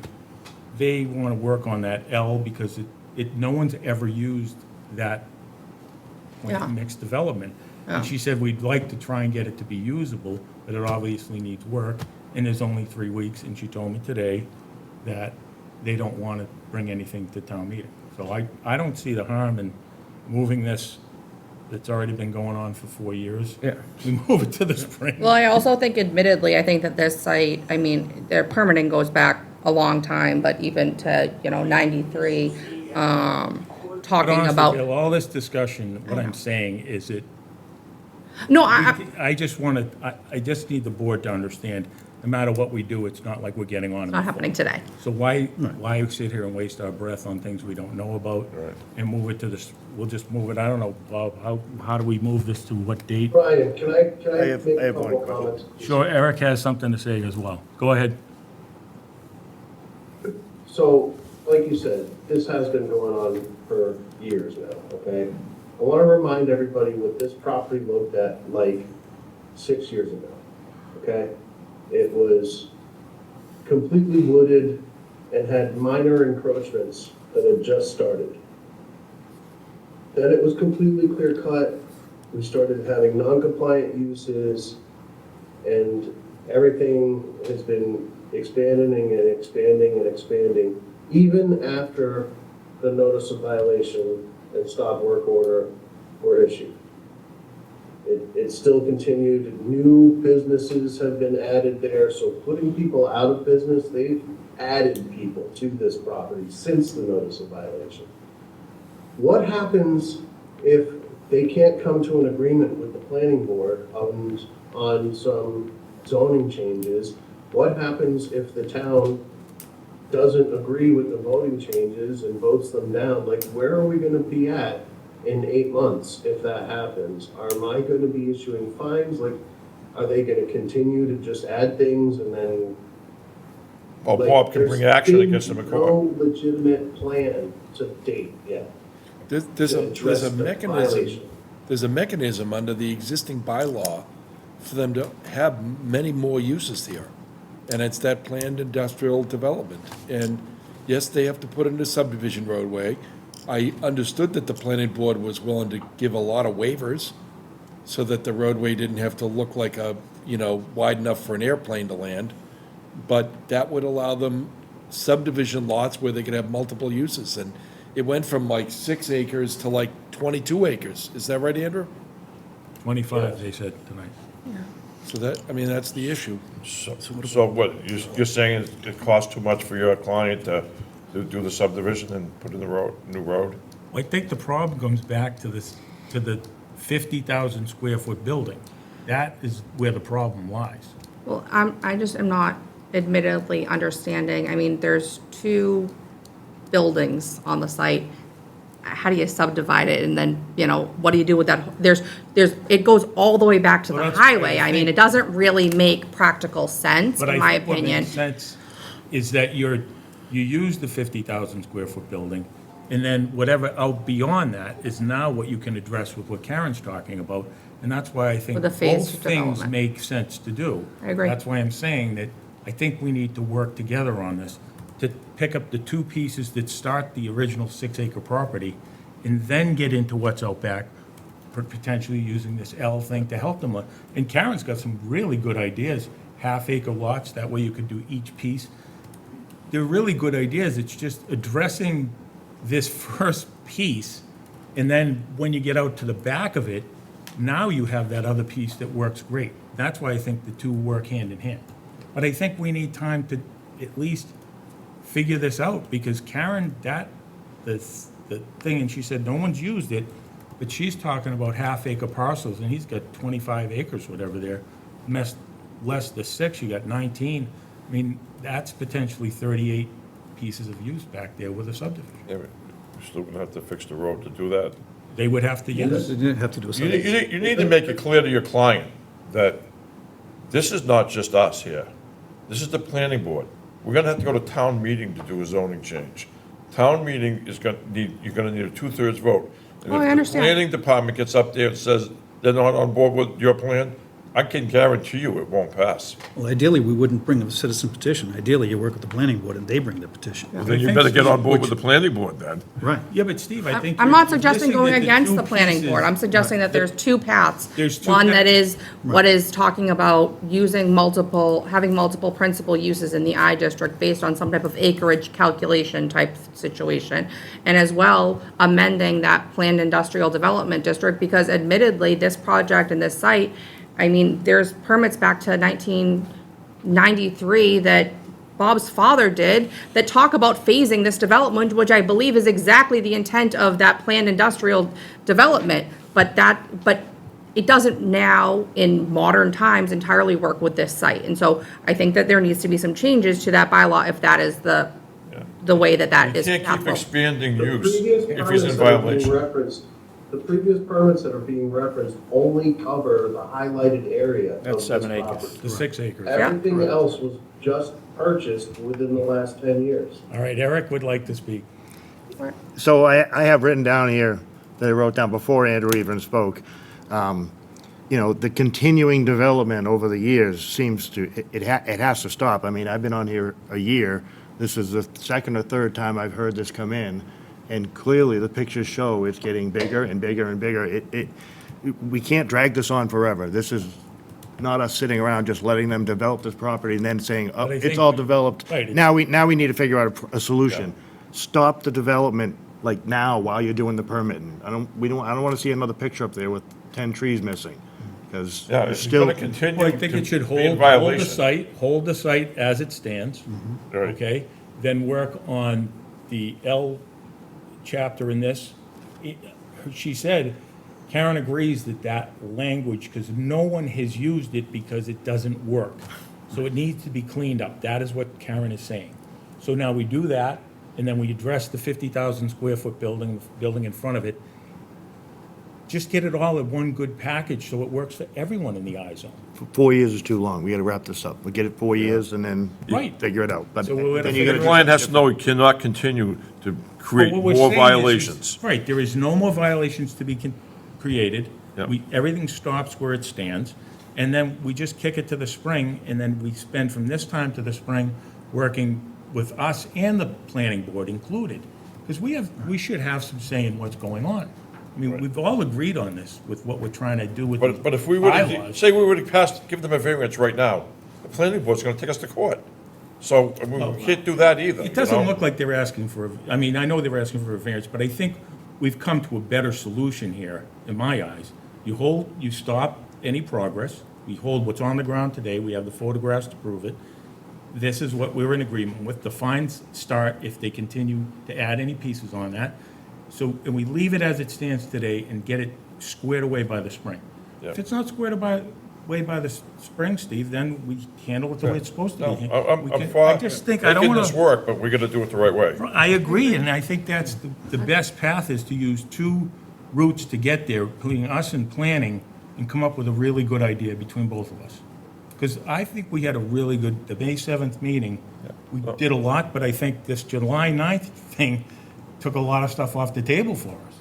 Well, everything we were working on then has now been kind of cleaned up in certain areas. Well, But be ready for the spring. this case is. Yes. No, and I'm happy, and like I said, I'm happy to meet gonna happen. with, We will definitely want to see, I'm going to just say, this is me just speaking, every month we want to see some type of progress reported into Andrew and this board, saying, this is what we did, this is what we did. I'm fine with that. I have Does no everyone issue. agree with that? I take no issue with that, and I'm happy to work with I you guys. I'm want to happy hear to. from the planning department that they're working with them. Well, that's what I'm asking for. If- I'm happy to set up an informal meeting. I'm happy to set up a joint meeting with the planning board and zoning board.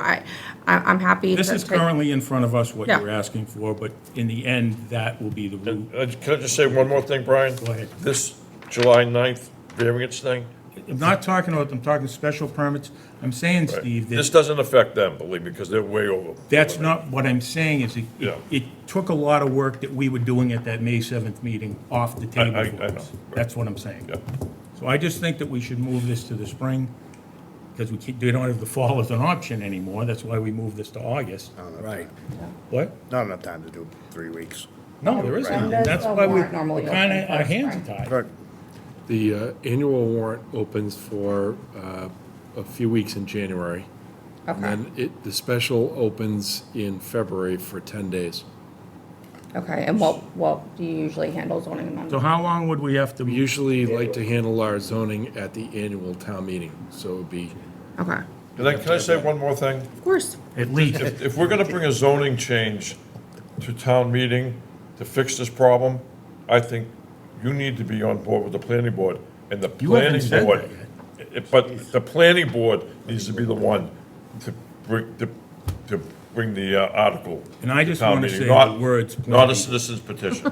I just want to say the word. I'm not suggesting it would be a Does anyone citizen's else wanna petition. take I would planning hope that board up either there? the planning No, but board don't you or the think- zoning I board think would we should sponsor go the over there article. and It would be better Yeah, I if the need planning it. board brought the So it'd be petition Board to of town Planning. meeting. Board of Planning. It used to be the Board of They Assessors. can have residential use now. Has the zoning, can I ask, has the zoning board of appeals ever brought an article? I don't recall. No, usually, I'll be honest with you, Steve, a lot of this questions came up by Stephen, and he came up with, his original thing at our May 7th meeting was saying, we'll go to planning, if they don't like what we're doing, we'll bring it in a citizen's petition, and then you work something out that we could go through the select board. So there's options here. Of course. Steve actually has enlightened us on a lot of things. It will be much better chance of passing, though. I understand if what the you're planning board saying, brings it Steve. forward. Oh, well, 1000%. Right. So Bob, how long could we extend this mess to? I mean, you're not going to get it on this fall, Well, that's obvious. so you're going to have it until at least first May date. All right. Well, you were talking about monthly updates, could we? Yeah, that's move what, it just every put that as 60 a days or condition with the extension. So what do we do, Bob? I move to extend this to, Andrew, do you have a date in May for us? Well, they'll have to give an extension, because this was a zoning enforcement action. Right. They took an appeal, so they'll So have you're to willing give you to a written extend? extension. They'd have to put it in writing, right, Bob? Yeah. What do you want? Right. Otherwise, they'd automatically get it, They right? get it. By constructive, Bob? Yeah, constructive. Constructive Yeah. approval. They'd have to extend the time for the zoning board to act on the appeal. So we have a May 11th meeting. I would ask for the extension to be the end of May It's 2027. gonna have to I be can do that. I'll send it to after you. the I town can meeting, send it so to maybe you like later. first So of we'll June, 1st of June, end of May. Yeah. May 25th. You know, the May issue came, 25th. the issue came up because of Smith next door, because we were It all started enforcing there. on Smith, and Smith was What like, we said, look this at guy's, Smith was actually asking for permits, and next door, they were not asking for But anything. then Smith, it took 3 to 4 years to get that It fixed. was the crushing of the concrete. Right, that, they were doing the same thing Which he has- was doing. which is Or hell, he not wasn't happening doing, but anymore. it was just, we looked at that when we were there. All right, so I'm gonna move that the board extend this hearing to May 25th, 2027, with monthly updates, assuming you people are willing to give us an extension in writing to May 25th of 2027. No more progress. With no increase And in no development. more increasing your thing, or you will get town fines. No new You can handle- tenants, no further expansion No of use. further expansion, or there will be fines. I will convey it to my client. All right. Do I have a second? Second. All in favor? Larry Keane, aye. Steve Lynch, aye. Brian Murphy, aye. Mac Brothers, aye. Eric Murphy, aye. Thank you, gentlemen. Thank you. Have a great evening. All right, so now, the other business, Andrew, the 1067 Union Street, did we move that till tonight or the next one? I think we need to put it on the September 8th meeting. Okay, so I'm gonna move the, I already gave notice to the other side. I thought we were doing it at the remand hearing. but I don't think we advertised it. Yep. Andrew, you have the advertisement that I did for this? I emailed it. I don't think we got it in on time. I don't know that I advertised. Okay, so then, Let's just do then September 8th. I have to submit a report to the land court by the end of the month, so Okay, if you're gonna put it on September 8th, put it on September 8th. so I'm gonna move the 2395 1067 Union Street, move to September 8th. Do I have a second? Second. All in favor? Larry Keane, aye. Steve? Steve Lynch, aye. Brian Murphy, aye. Mac Brothers, aye. Eric Murphy, aye. And And that's the remand meeting remand, itself? so 2384, 769 You said Ocean the Street, 8th, right? Andrew? Yeah, Do we have to move that as well? I mean, here. I want to talk about this. I want to Oh, are get they this here? over Yeah, with. they're here. It's in Okay, here. it looks like they're here.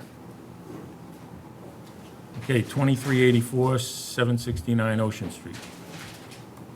The applicant was granted a special permit to construct an accessory apartment with a new single-family dwelling under the construction of the property. Since granting of the permit, the ADU had become a lot of right. The applicant would like the clarification on the conditions and requirements, special permit enforceable ADUs, state regulations. Go ahead. Hi. Name and address for the record. Attorney Frederick Cassavan on behalf of the applicant, SCM Realty LLC. John Cashman, the owner and member of the LLC, he's here with me. So what precipitated this was Mr. Cashman's building the home on Ocean Street, and it was approved by your board back in 2023. So you granted us, this was pre-accessory dwelling unit law. So you have an accessory dwelling apartments section of the bylaws. It was allowed under that section, and you issued a special permit, which I serve in my town too on the board, so I hate to keep you here late, but we do a similar thing with the in-law apartment. You know, basically kind of like a cut and paste from the bylaw on all the requirements, and that's essentially what was done. It pretty much mirrors the bylaw.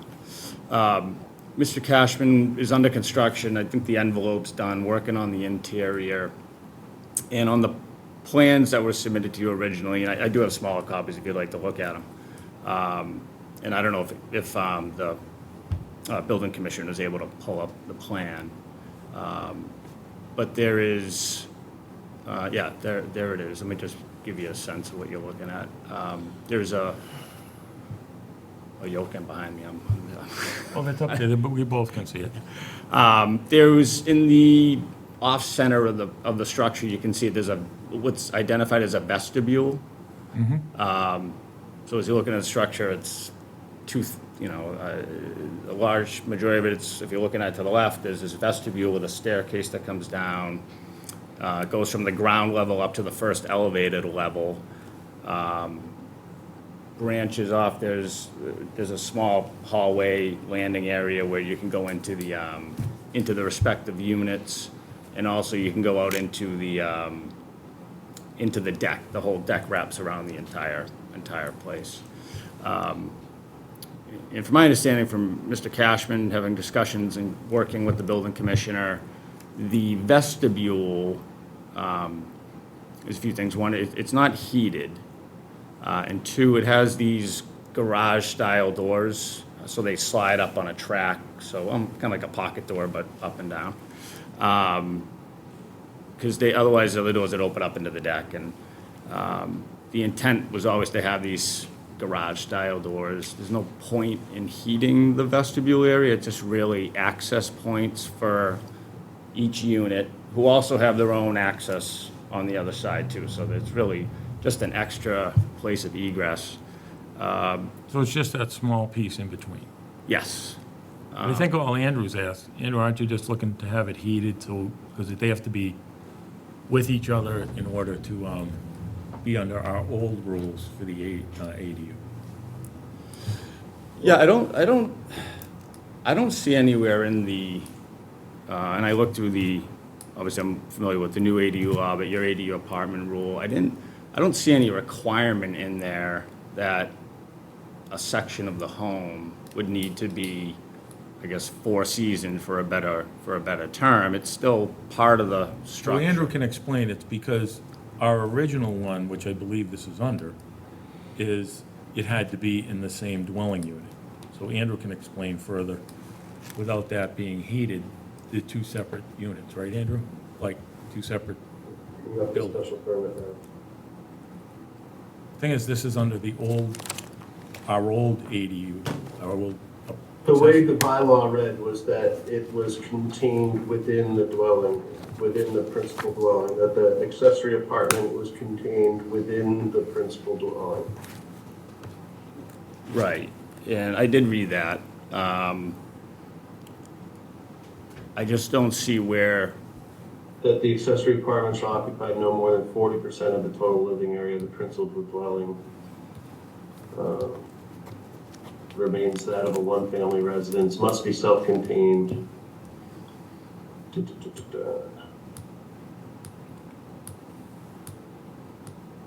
So, and that was the language of the bylaw, was that it was within the principal dwelling. right, and I mean, again, I would argue I mean, if you pictured you have a house, and let's just by way of example, you had a breezeway next to it.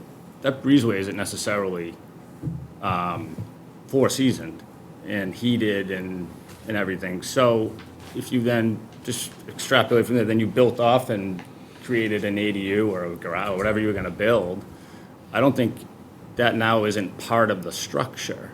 I mean, it's part of the main dwelling unit, and then it ties into the accessory dwelling unit, which, We understand the roofs are tied, everything looks like it's tied together. Yeah. But I think it's because, Andrew, this is more of a building code or the Well, zoning it's definition. This is the thing, it's like a bunch of different things, right? So like, I mean, if we really go back we go back to when this really started, it was permitted, I think, as just a foundation only, just to get started. We had that sit until the last possible moment before we could, build the house on it. The lot and the house is conforming, so the house never had to come before zoning, for it. And the way the house was always, so we issued the building permit for just the foundation, but then we issued the building permit for the house, and this was the house, and it didn't have the enclosure below. It was a house completely elevated and contained on pilings. It's one structure. And it's not a breezeway because it's got shared walls. So it's one structure. That's been my argument from the get-go is, this area had to be, it's one structure. So it's not like it's a detached ADU. It's all on one foundation. The building permit is for one structure. And so my argument with Mr. Cashman, ever since he first brought it to my attention that he wanted to put these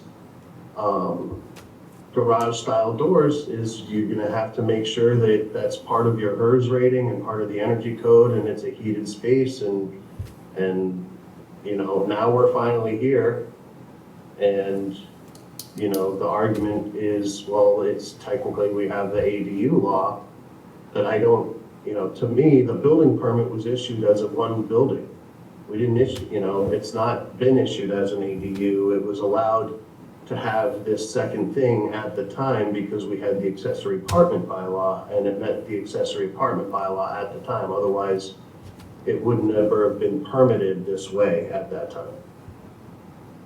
So what do you want, is just him to put heat in and change the doors? I just asked that he put heat in that area and make sure that it meets the HERS rating, that the HERS rating for the entire house incorporates those doors into it. Is So- that something you can do? Well, the issue with the doors is it's expensive. They were, I think, $12,000-$13,000 or so to install them. Is that number right? So And about they're already that. there? They're already in. You know, again, they were on the plans. Yeah. So, you know, you'd have to take those down. I don't know what you do with them once you get rid of them. I mean, I'd consider. But you can put heat in with the current doors, right? With those Just trying to garages. meet- So what was the old HERS rating they'd had to meet, and it would be 52 or? So, yeah, I won't, so the garage doors was a change. They weren't on the original plan as garage doors. They were definitely on as exterior doors and were labeled as such on the exterior door things. They were a change after the fact, and that was part of when the change was made. I said, you're going to have to make sure that those doors comply with the energy code stuff when it comes time to do it. And now we're at that time with insulation and wall coverings, and that's all I'm asking is that we get that. You can't get thing. those This has been going on for a year or so. You can't get those to meet the HERS rating? Can't you I insulate think it it? might be tough, yeah, but the garage doors were on the, I'm pretty sure they were on the approved plan. Yeah, there They've was- always been there from the was beginning. The 2023 plan. From June, right? Yeah, there's, I think that's the one, Mr., that you're building. Well, it's not a living space, right? It's just it's like a mudroom walk-in. So Yeah, how I- about we compromise and let them keep the doors and make them heated? Well, he has to meet the He's gotta HERS pass the rating. rating. No, you're, It's getting into the HERS rating is the problem, and again, we're a stupid HERS rating town. Not that I agree. Yeah, but we can give them a variance on that.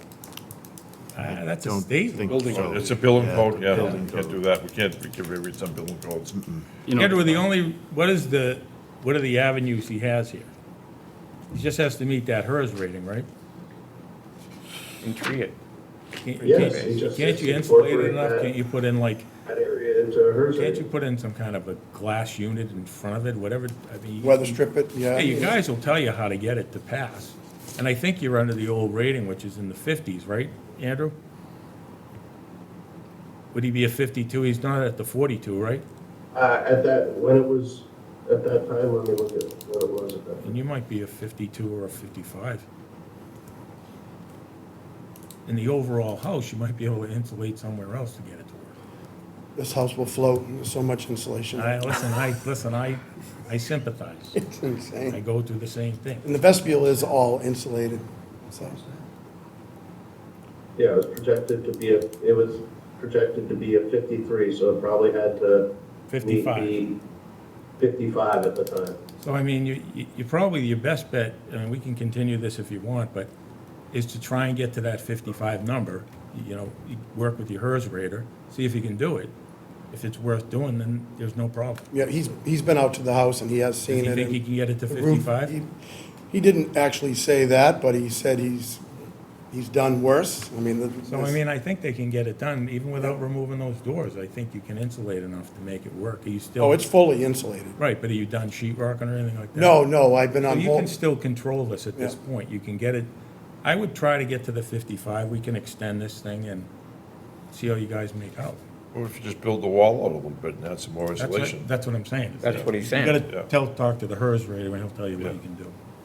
Yeah, the roof has got to be That was the R4. other, that was the other thing that I said, especially because, you know, Bless you. this plan doesn't have an actual, like, it doesn't have that enclosure that they built below it. It was open stairs up in, you know, and really should have a door at the top of the stairs coming in.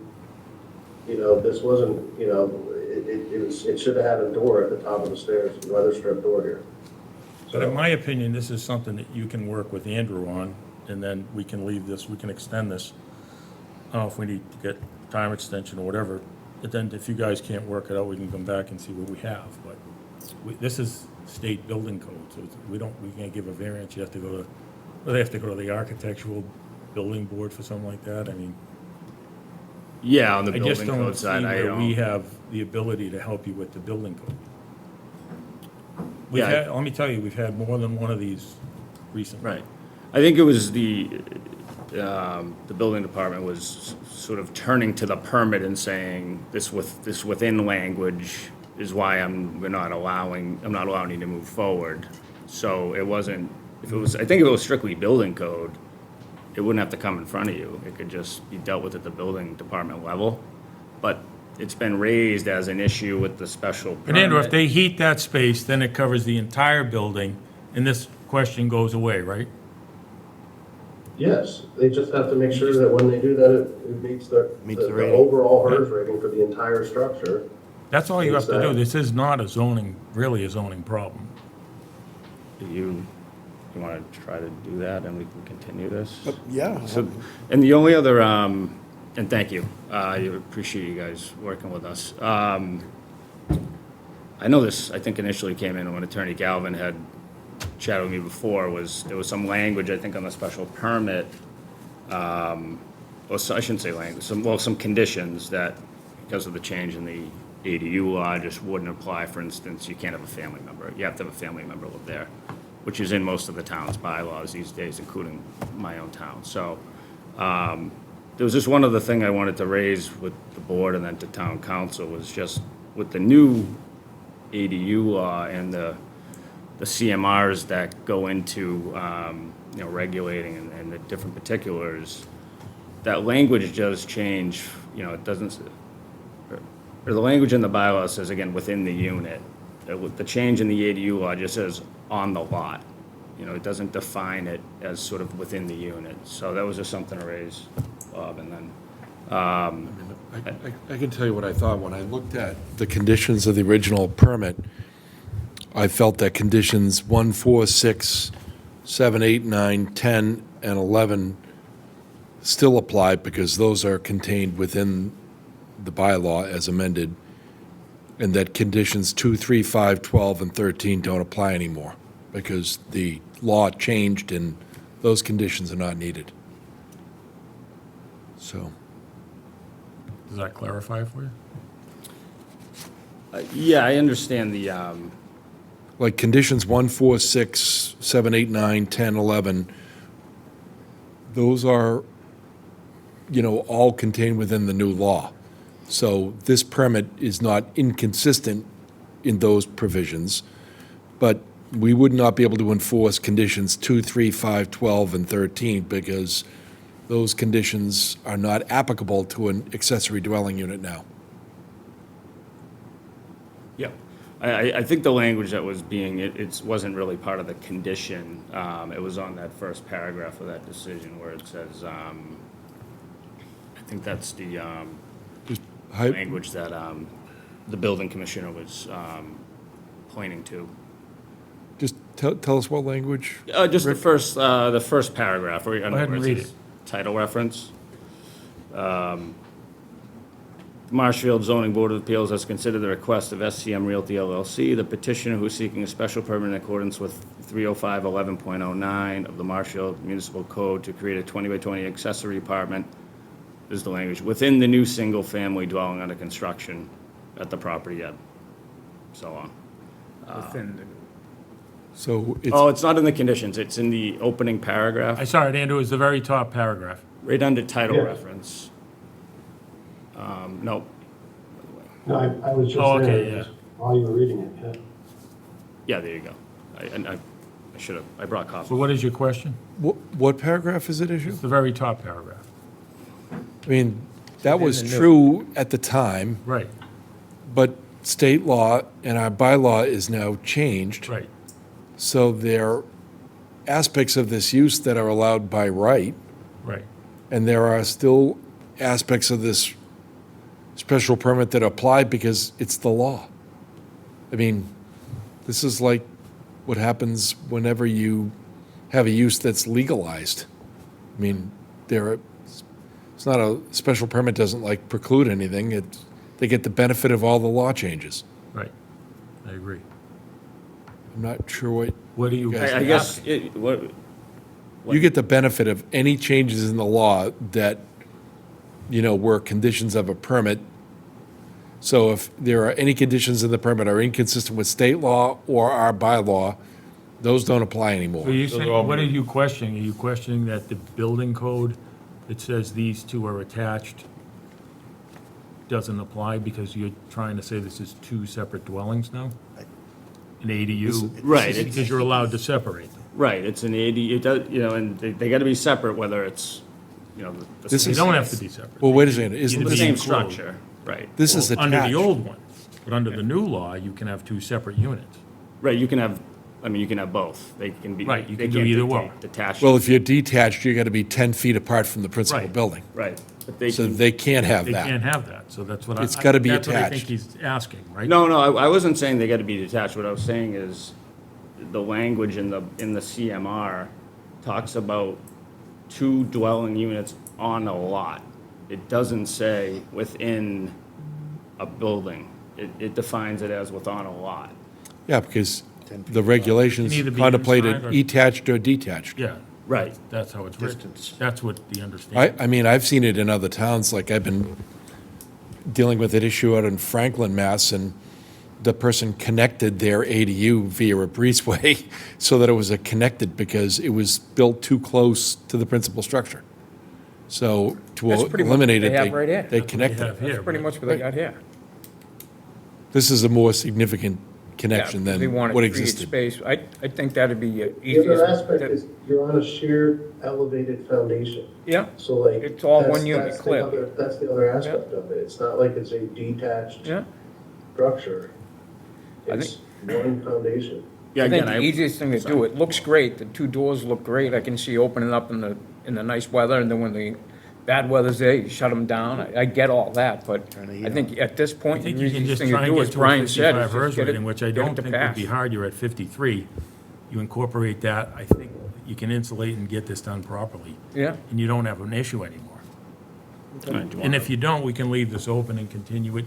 Would they have to agree to that? They don't have to, I mean, See if they don't it's- need anything from us, they They need don't, help and from I don't believe Andrew. they do either. Just Andrew. Yeah, Right, 'cause Right. we can't do anything about it. 'cause it's We code can't anyway. change the state building code No, we provisions can't. either. I mean, I just think that that's what, you really should just go back and work with Andrew, get to the 55, and you're lucky because it's now 42.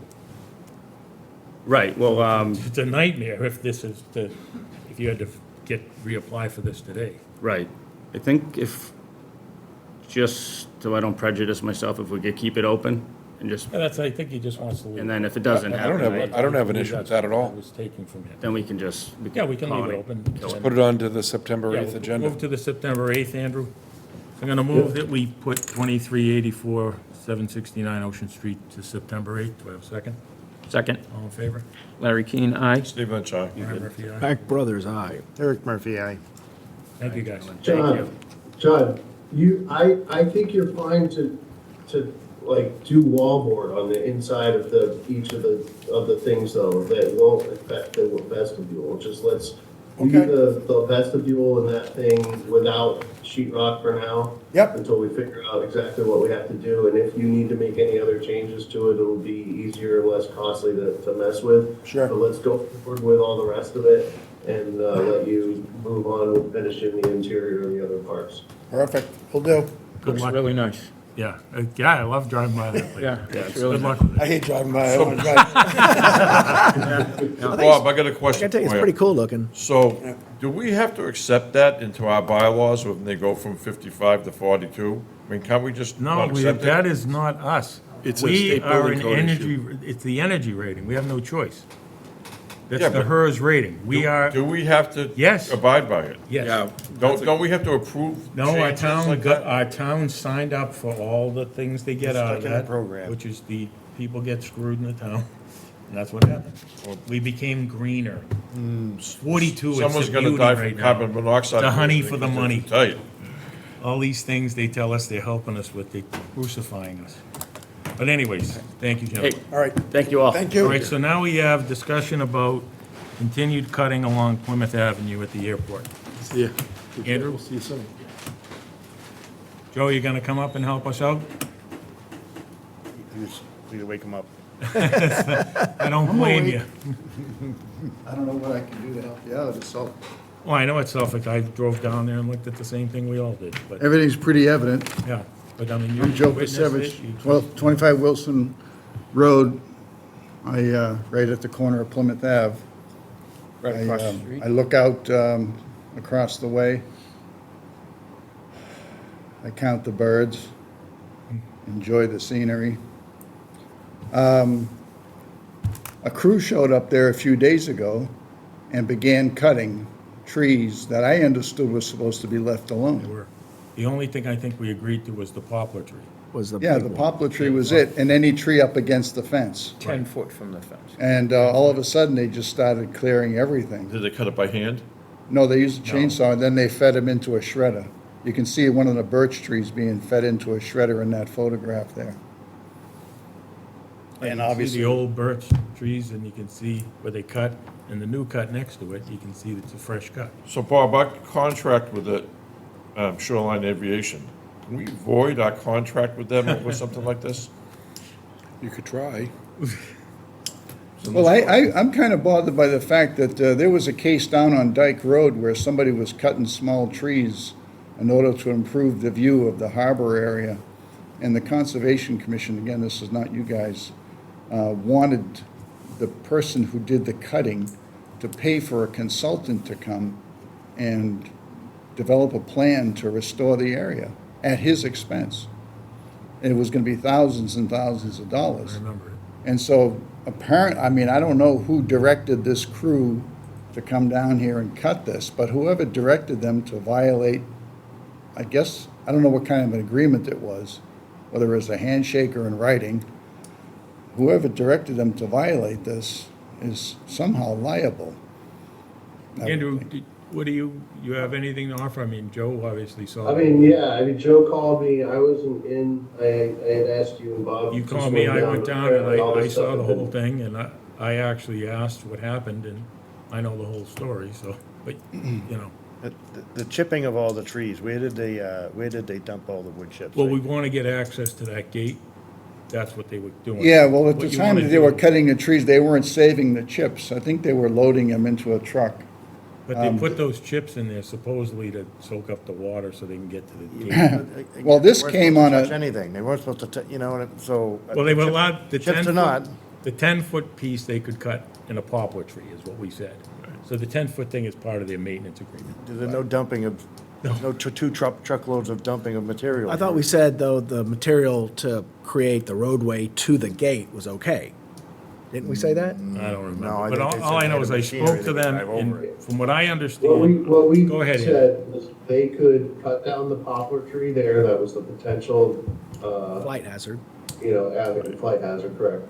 That they could cut the 10-foot swath to get to the gate, or they could cut from the gate out, right? And then they could cut 10 feet in front of the gate, or 10 feet in front of the fence and 10 feet behind the fence, as was approved on the original site plan approval, in order to maintain that fence. And that was all that they were gonna be allowed to do. And so they cleared 10 feet in front of just the gate, but they didn't actually clear the vegetation off the gate itself. They left just a little path to get through to it, and then they blocked the whole access with With the wood a chips. couple of huge piles of wood chips, right? To get But all easier these- access. All these cuts, these fresh cuts on the birch trees, those are all brand-new cuts of areas that we told them to leave in place until they had come back and gone to site plan approval with us. They also were not supposed to do that according to their emergency certification under the Conservation Commission, which they had to go and get because that was ordered by the ZBA to go as a way to cut down the poplar tree. And that was the only tree they were supposed to cut according to that Conservation The emergency. certification. And So what it's just continuing to happen. I don't know what to do with it because it's the Airport Commission and the Conservation Commission. So it's like, I can't find the town, but it's definitely like, the argument is that it's to provide emergency access to this gate. And that's been the whole argument for the last, since this whole thing started in April, Joe sent me the notice of violation. So we're going on 4 months now, and the whole reason for all of this was to provide, to get access to that gate that you're looking at, and it still hasn't happened 4 months later. They've done everything but that. So I can't even, it's just. I would argue it's lesser access now with those 2 piles. If you have an emergency right now, I there's 2 piles, agree. there's lesser Anyway, the access. fire engine's not gonna go to a plane crash through that gate. They're gonna go the other direction, be way quicker, drive down the runway. 10 feet on the other side of the fence, I could see it, but they're not going through. You know, Well, that's, This is the point, is they have Bass Creek though. This is to access the area on the opposite side of Bass Creek that's beyond the airport, beyond the runway. They cannot get there. fire engine's gonna get stuck. Is what would happen. that's true. Bass Creek lies between the runway threshold and the In the fence, extended area, the extended part of the runway, yeah. and Plymouth Ave. You have Bass Creek, and it's impassable. So that raises the question, why did you need that fence with a sign on it saying, do not, this is this is an airplane operating area, when there's no way you're gonna get anywhere near. I mean, the runway is how far from Plymouth Ave? I mean, you can see right there, what is that I did the distance? math, I think it's 900. It's more likely an FAA It's almost, regulation. it's almost, yeah, what's that distance? You did it before. And- From the end of the runway to the gate. And, you Or just know, say from the other side of A Bass mile. Creek, because you're not. Well, the town of Marshfield's not 900,000 responsible. feet. They didn't order, Shoreline Aviation ordered this, right? That's, so. well, I who's gonna spoke- pay for all this? Why I have mean, they not this been is in? not just taking up your Why are we- time and everybody else's They're under time. protection. But there's destruction now that there has to Shoreline be a Aviation plan needs to come in and. to revegetate this Well, that- area. you're Who's right. gonna I pay thought for that was all that? Town supposed- people? But they're supposed to bring back a plan. That was all Yeah. part of It's this. gonna show stuff that can actually grow there. And so I spoke to you guys called, I went down there, and I spoke to the people doing the work. And I asked them, I said, is this, who hired you? And they said, well, the Airport Commission is paying us. I said, well, who's instructing you what to do? Right. And they said it was Bill Finn. So, Bill Finn can't instruct people. but they're paying, the Airport Commission pays the workers. He told them what to do, from what I understood that I was told. I know what you're saying, Joe, and you're accurate. I thought it was Shoreline employees that had done the initial cutting. No, it was North River, one of those North River tree. Well, it was Shoreline employees that were operating. Oh, the initial cutting. Yeah. Right. With the- But this cutting that you just. With the marsh we master. just- When they You quit. called Yeah, and I but went they and did looked it at, with the because Andrew grant. wasn't around. Right. Was North River Tree, but they were being paid by the Airport Commission, but they were instructed to do through, Bill told them what to cut. So because I asked, I said, oh, weren't you just supposed to cut down a poplar tree 10 feet off the fence? And they said, oh, no, the birch, some pine.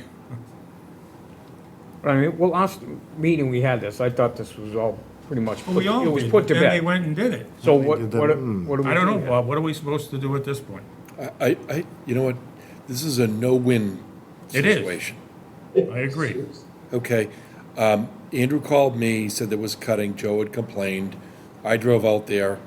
I saw those trucks just like shown in those pictures. There was no one cutting at the moment. So I called Bill Finn, and Bill Finn told me that they were cutting a path into the gate. They were taking down a poplar tree and some trees within a certain distance of the gate They had no intention of clearing the fence at the time of things, and it was limited to just that. That's what I was told. So the work had just started. I think it's probably after these pictures were taken, but it was Was it the Concom? first thing in the Because we morning. did give the Concom permission to do emergency work.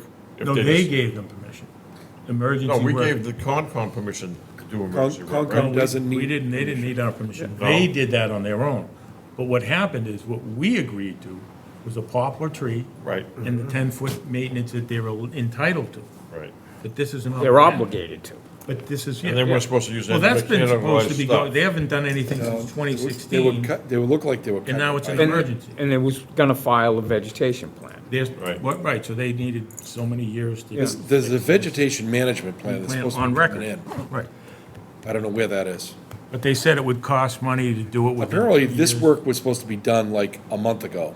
This work was supposed to be done And then the annually since tree company 2016 is the couldn't last get to time it they until did. it happened last week. This work was not supposed to be done ever. The only thing that was allowed was to take any trees affecting the potential airspace. Right. But they were all supposed to be done from that meeting that I saw from 2014. It's supposed to be hand cut. Right. No mechanized anything Right. in there. That's right. And within 10 feet of the fence line. And that's what they were allowed. But that's not what's happening. Again, lack of planning on their part does not constitute an emergency on our part to cut Well, the- bushes down. the If they didn't problem cut it with for the 5 years, emergency- that's their problem. But Eric, the problem with the emergency is they haven't done anything since 2016. So it's been 10 years. Yeah. It's supposed to be an annual maintenance. So how did this become an emergency, not at 9 years, but 10? Right. That's my point. I just think, we asked for a plan, we told them what we agreed they should do, they agreed to it, and then they went in and did whatever they wanted. So what Andrew's saying, I'm saying, Bob's saying, they said no, I don't know what to do. What do we Can't do anything about it, though. What? You can't do anything about it. I know, but. Is the notice of violation still in place, in play? I believe Andrew still has that in place. So who will give the violation to? You Shoreline override the Aviation? appeal. Shoreline Aviation should get the notice of violation. They're the one that did it. Why we, it's ridiculous. yeah. We're gonna give the notice of violation to the Airport Commission? Just give it to Shoreline Aviation. It's like you put somebody on I asked probation. them, when they were sitting there, did you authorize Shoreline Aviation to do that cutting? And they said no. And so did the Concom. They said no. I asked them that during the hearing. So Shoreline Aviation did it on their own. So there is a current plan in place and a requirement to keep 10 feet clear of the Right. fence line. Right. Who is supposed to do that? Shoreline Aviation, Shoreline. yes. They're supposed to The hire. airport commission. Airport Airport Commission. Commission is supposed to do it. All right, the Shoreline airport commission is pays. supposed to. Where are they gonna get the money from? Shoreline is supposed to pay for it. Well, that's what I was told. Well, I don't like the way they get indirect, so they have no direct exposure to anything that goes on. We're responsible for what they do. Who wrote the contract, Bob? Steve Who do you Lynch, think wrote the Attorney Lynch. contract? The Airport Commission, or Shoreline Aviation, right? Well, Shoreline Aviation has their attorneys, because we don't represent them. Right. They're a tenant at the airport. We have a lease. Why can't we revoke their contract for not doing whatever they're supposed to do?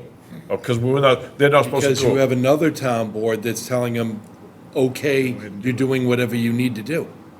That's why That's the you problem. can't. But if But Andrew so or- this is their emergency certification. It was the minimum cutting required to access the emergency gate. This work will be the minimum necessary to abate the emergency. No live trees shall be cut under this emergency certification. No live tree. So does the Right, but Concom they have the had- ability? They have an approved vegetation management plan, too. No live trees. Which they are violating.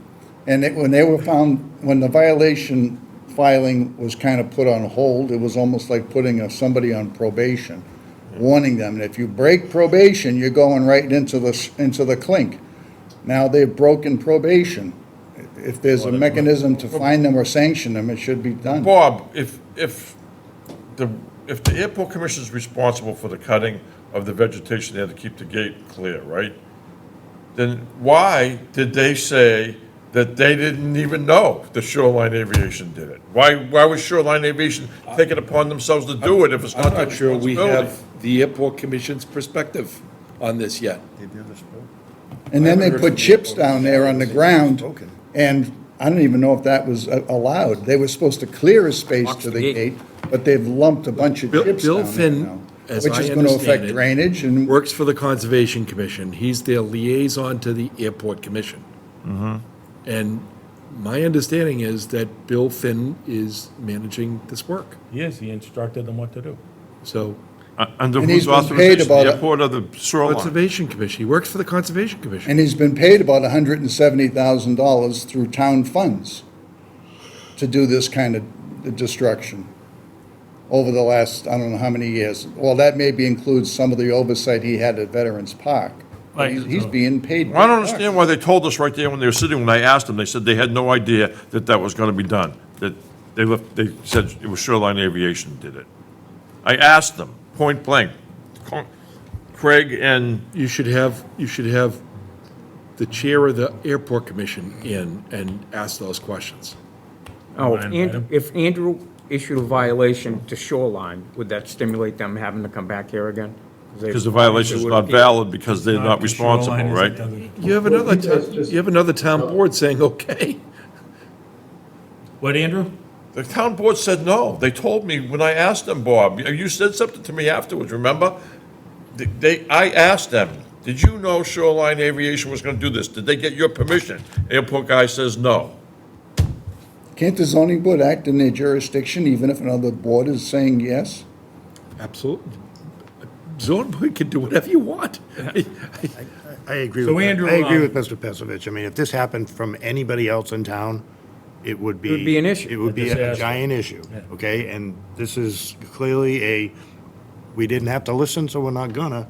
Yeah. In my mind, I think something should be done. I don't know what, but something. I agree. I think Well, you should have them in here. Bring them in. Yeah.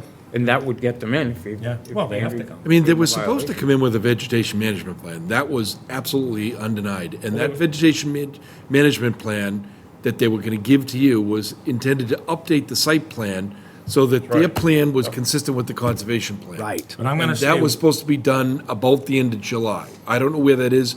I think you ought to have them in immediately. I think that, I agree, and so we can invite them to the 28th. Have them in on the 28th, your Yeah. next meeting, and We will. We'll do that, Andrew, but, I mean, I think we also have to agree that, I did speak to these people who cut the trees, who were told what to do. Bill sat here in front of us when we told him what to do, and we said a poplar tree and the 10-foot Right. fence, and he instructed them to cut down pine trees and the birch trees and other. Did he tell you that? The kid doing the cutting told me what, they said, we're being paid by the Airport Commission. I said, well, who told you what to do? They said, oh, Bill Finn. So I think we should go on Does to the the Airport next. Commission have a budget? Listen, I think we should discuss Bill Veterans Finn- Park alongside this, because again, we have a certain situation at Veterans Park. Did we wrap that one up, though? We don't have to wrap it up, because this is just We're discussion. gonna invite him in. Yeah, we're Bill gonna Bill invite them Finn in. is a paid No. contractor for the conservation. So Andrew, we're gonna invite the head of the, whatever. His name is Paul Van. Thanks, Joe. Oh, again, it's, well, okay. But also, I'd like to discuss, I mean, if you want to hang around, Joe, Veterans Park, because Andrew and I had a meeting with Bill Finn on this. Let me just get. That's invite till September 8th? No, August. August 28th. August 25th. 25th, sorry, I keep saying it. All right, so moving on to E, is that what you're saying now? Yes, decision at Veterans Park, discussion at Veterans Park. We're inviting the airport guy and the head of the Conservation Committee. We should, and we should invite Bill Finn. Yeah. How about Shoreline Aviation? They came last time, we can invite And them. Yeah, they hide in the back of the room, get detected by the people at the front of the I think they should at room. least be here so they can. Well, say what happened. Yeah, get everybody to say what they know. So Andrew, go ahead on Veterans Park. Apologies. All right, so this was site plan approval for the Veterans Park update with the fish ladder and everything there.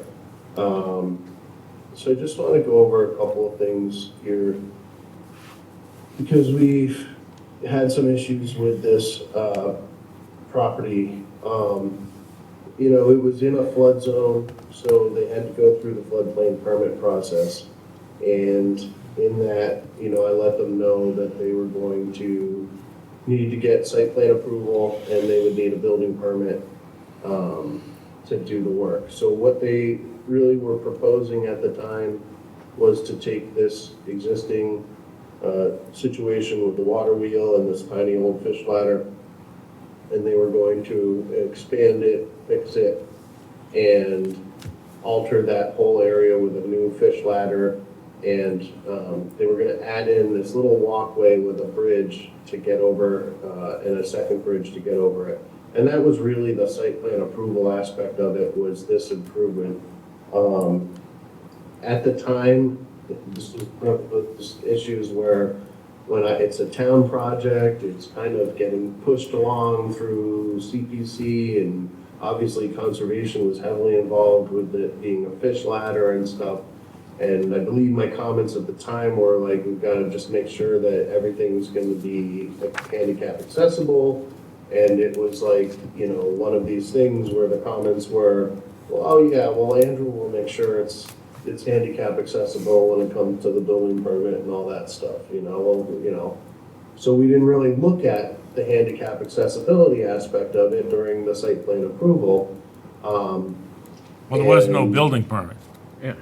And yeah, so ultimately what ended up happening is a couple of weeks ago, I was notified that they were going to be having a grand opening for the water wheel, and I was asked if everything was all set. And I said, I don't think that we ever did any inspection down there. I didn't know if maybe Dave had before he passed or something. But I'm like, I don't think we ever even did any kind of inspection down there. And I looked, and they hadn't ever even applied for the building permit. And one of the things that ended up happening during this was they went from, they started the project, and kind of midway, oh shoot, sorry. That's a big water wheel.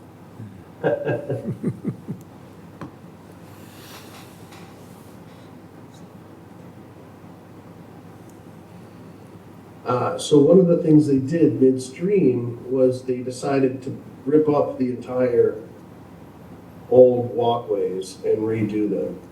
And so this is, and then again, that didn't have a building permit. So when I went down there, I went down there with the veterans agents and to kind of walk over everything, because I was like, we need to kind of go over this whole situation and see where we're at with it.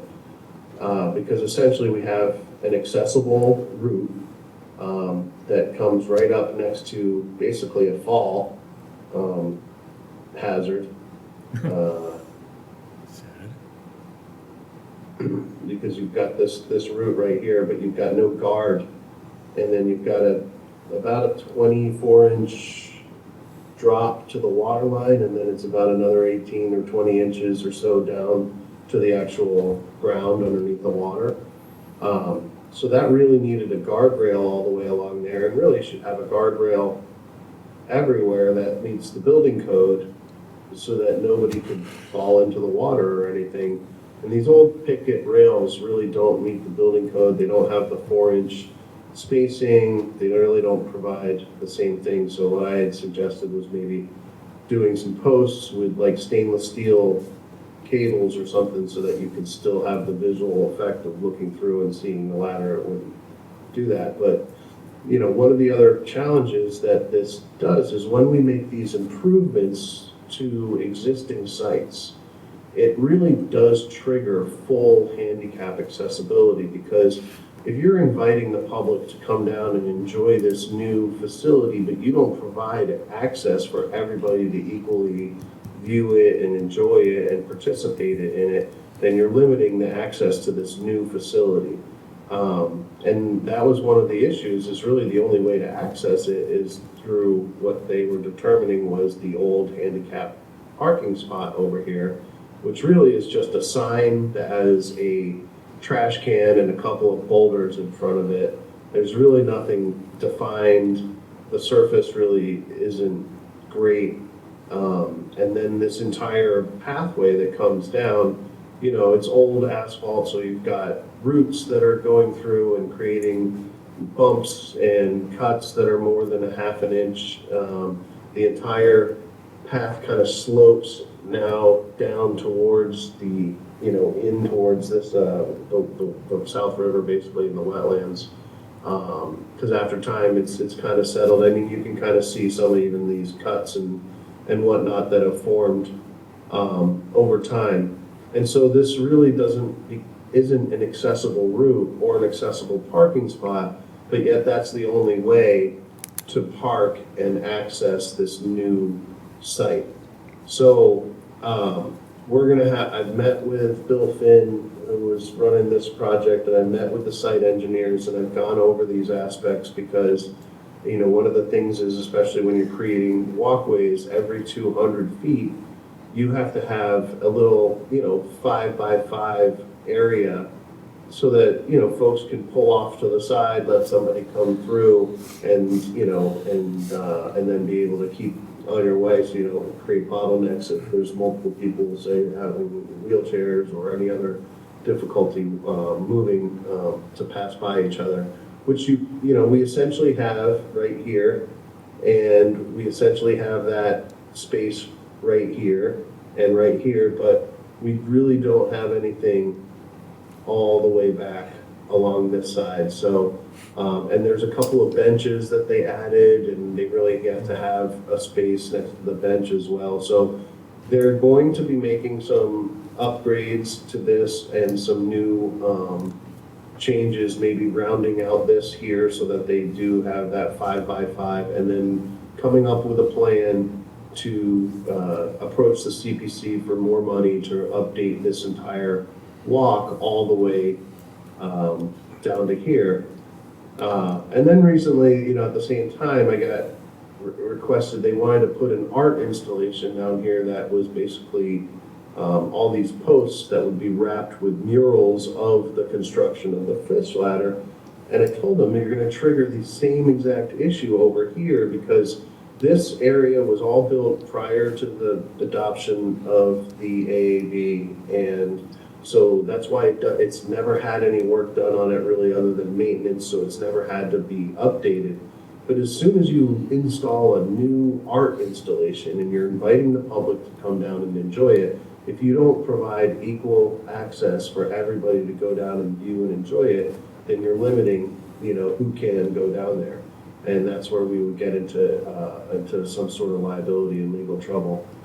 So I had to stop them from fully installing that art installation.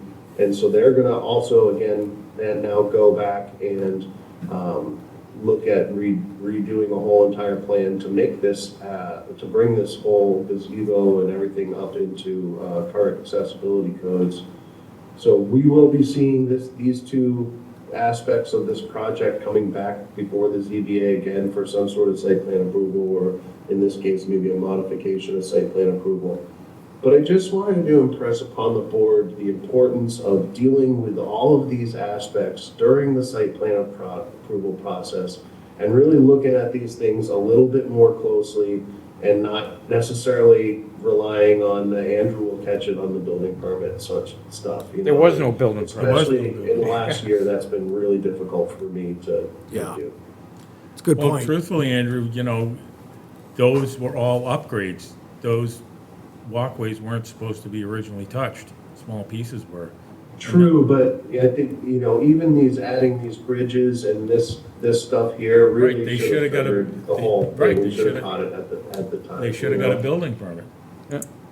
And again, if they had held a building permit, that is something that would have been caught if they had pulled the building permit, But with the way everything has gone in the last couple of years, it's been tough. What I happened? remember too, this was rushed. I remember this meeting, it was rushed because they had to break ground at a certain time where they were gonna lose a grant or some funding. That's So they were Yes, but under the big push to The get building going. permit is listed in Oh, yeah, in the part of it. floodplain permit. So it's just, it never got, the problem is that this was on, Yeah. the onus is on who was ever in charge of this job. Mm-hmm. Andrew and I had a meeting with Bill Finn, and he admitted he was the one in charge of the job. Yeah. But it's looking really nice. So, it came out great. if they're gonna add, They're gonna the fix it. walkway, I the worked- pullovers and everything else, there's plenty of room for them to do it. And if they get more grant money to redo the pathway getting there, Well, they have to. dress up the parking space. Not if, we're going, Yeah, just yeah. like I explained to him at that meeting, you know, these are all good intentions, you're going with CPC money, trying to do the right Yeah. thing. Same thing happened at the skate park. When we built the skate park, no one thought about the ADA accessible, Yeah. and we had, the state came Amend it, after sure. us, and we had to go back, get the money, Yeah. and then make it that, and then, of course, we tore it all apart and redid it again. But again, as good as it's looking, it's clearly not done. No, well, it is done with, they're out of money. I mean, this is the end of it, from what I understand. Now they have to go Well, back. so I've worked with the Veterans Department so that they could have their opening ceremony. They limited it to this side. They are blocked off access to these bridges so that you can't access that area until they, fix it. So they have pulled a building permit now at this point. I've met with the engineers. They're gonna work on a solution to propose to do all this and bring it into compliance. But another thing that we also should look at in the future going forward, right, are things like, where we do have these old existing split rail fences, a thing to consider. So they had this whole thing and you're like, oh, it's existing, right? Well, they had the ceremony and they had a couple of gentlemen lean on to that decided to, sit or lean onto this, and it was rotted and it broke and they almost fell into the river right here. And that was like at the ceremony. So it's like, it's one of these things, there's so many different aspects, it's hard for me to kind of, to capture it, and I thought that this was a good example to bring because of those two aspects, or really three, where they made changes during that I really wasn't aware of, that, we had handicap accessibility issues that kind of didn't get addressed because, again, it was a town job kind of rushed through, and it was almost like, well, it'll get taken care of, right? But who takes care of that, right? So, and then just kind of evaluating existing conditions when we do site plan approvals or whatever, and seeing if there's an opportunity to point out something and be like, hey, this is an opportunity to improve this, or make sure all these other existing features, get updated as well. At least check them for safety. Well, how did it get by the engineer? Why didn't the engineer know that he was supposed to put in We didn't, 'cause ADA we fences? didn't have a supervised The job. engineers were involved in, so the engineers designed the fish ladder and everything. They were all, they're environmental engineers, and their specialty is in all of this stuff. But again- When they had the contractors there to do this stuff, they asked they said, well, while you're here, why don't you redo all of these things? It was a on-site call between the project manager and the contractor. The engineers weren't involved, the building department wasn't involved.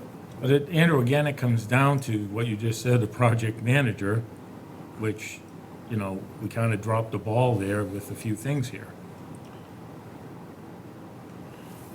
And that art, where they would have put those art Well, they statues. can't do that. Doesn't Twin Brooks own that on the other side of the handicap parking? No, that's ours.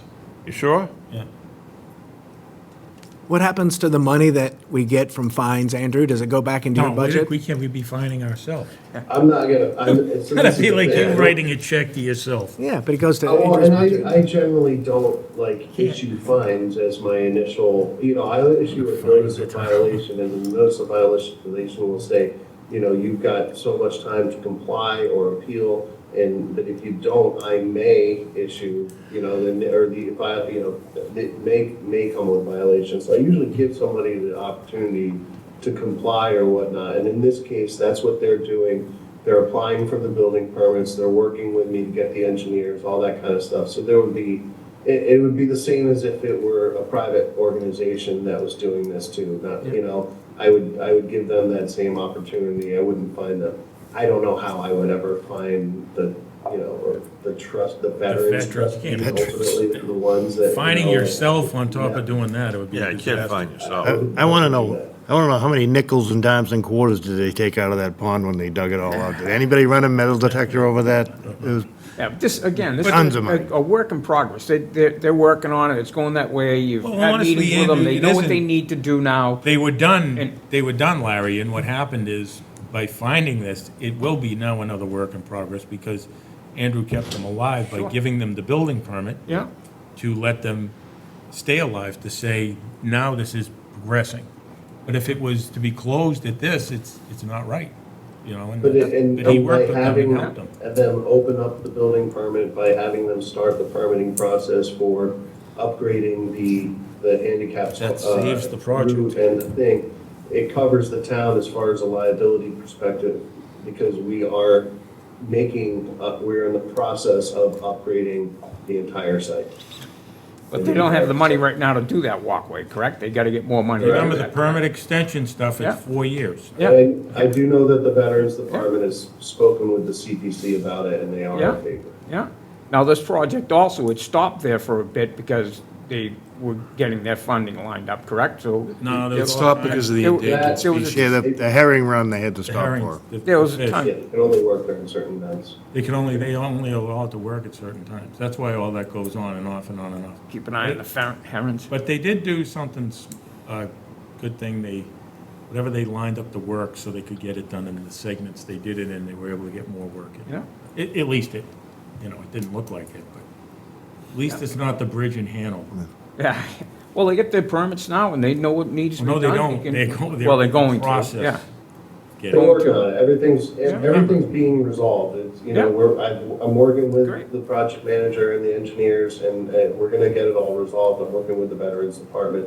I just wanted to bring it to your attention and show it as an example of like how we really need to pay attention to a couple of these other things, really drive it home, to the applicants. When they need a building permit, they have to get a building permit, like. But I think, Andrew, Because that's, it's a town project. yeah, it's a good example, but we didn't know that they were doing the concrete work that would lead to the building permit, the bridges, everything. So the project manager, who was that? Well, and look, and the planning board and a lot of their decisions, the planning board and a lot of their decisions will require as a condition a pre-construction meeting. Oh. That might be something that you want to Right. put into site plan approvals. With Bill Finn. I think it worked perfectly. They said Andrew would pick it up, and here we are. He picked it up. I Good know, job, yeah, Andrew. got it. Bravo. It Way to worked go. out, yeah. Worked out great. Yeah, another Thank you, big sir. win for Andrew with the floodplain work. Guys, The killing it. floodplain permit is You're what killing triggered. me with that, dude. It worked out. We saw you turn red from here. Yeah. All right. All right, is there any, I think that's it, right? Is this in a floodplain? Yes. Is it in, and it's inland wetland? Andrew, what is the floodplain there? He just hung up. He just showed Andrew, what is the floodplain that this is in? This is a funky one, I think, because it's in the, That's actually what listed the building permit There was on a it. stretch of that stream that was added into Right. floodplain area when we did the last revision. Is it? 89. Yeah. All right, is there anything else? Are we done, Andrew? Let me look. I don't think we have any minutes, right?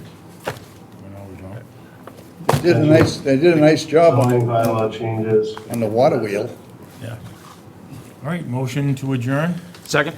All in favor? Larry Keane, aye. All right. Brian Murphy, aye. Mac Brothers, aye. Eric Murphy, aye. Microphones?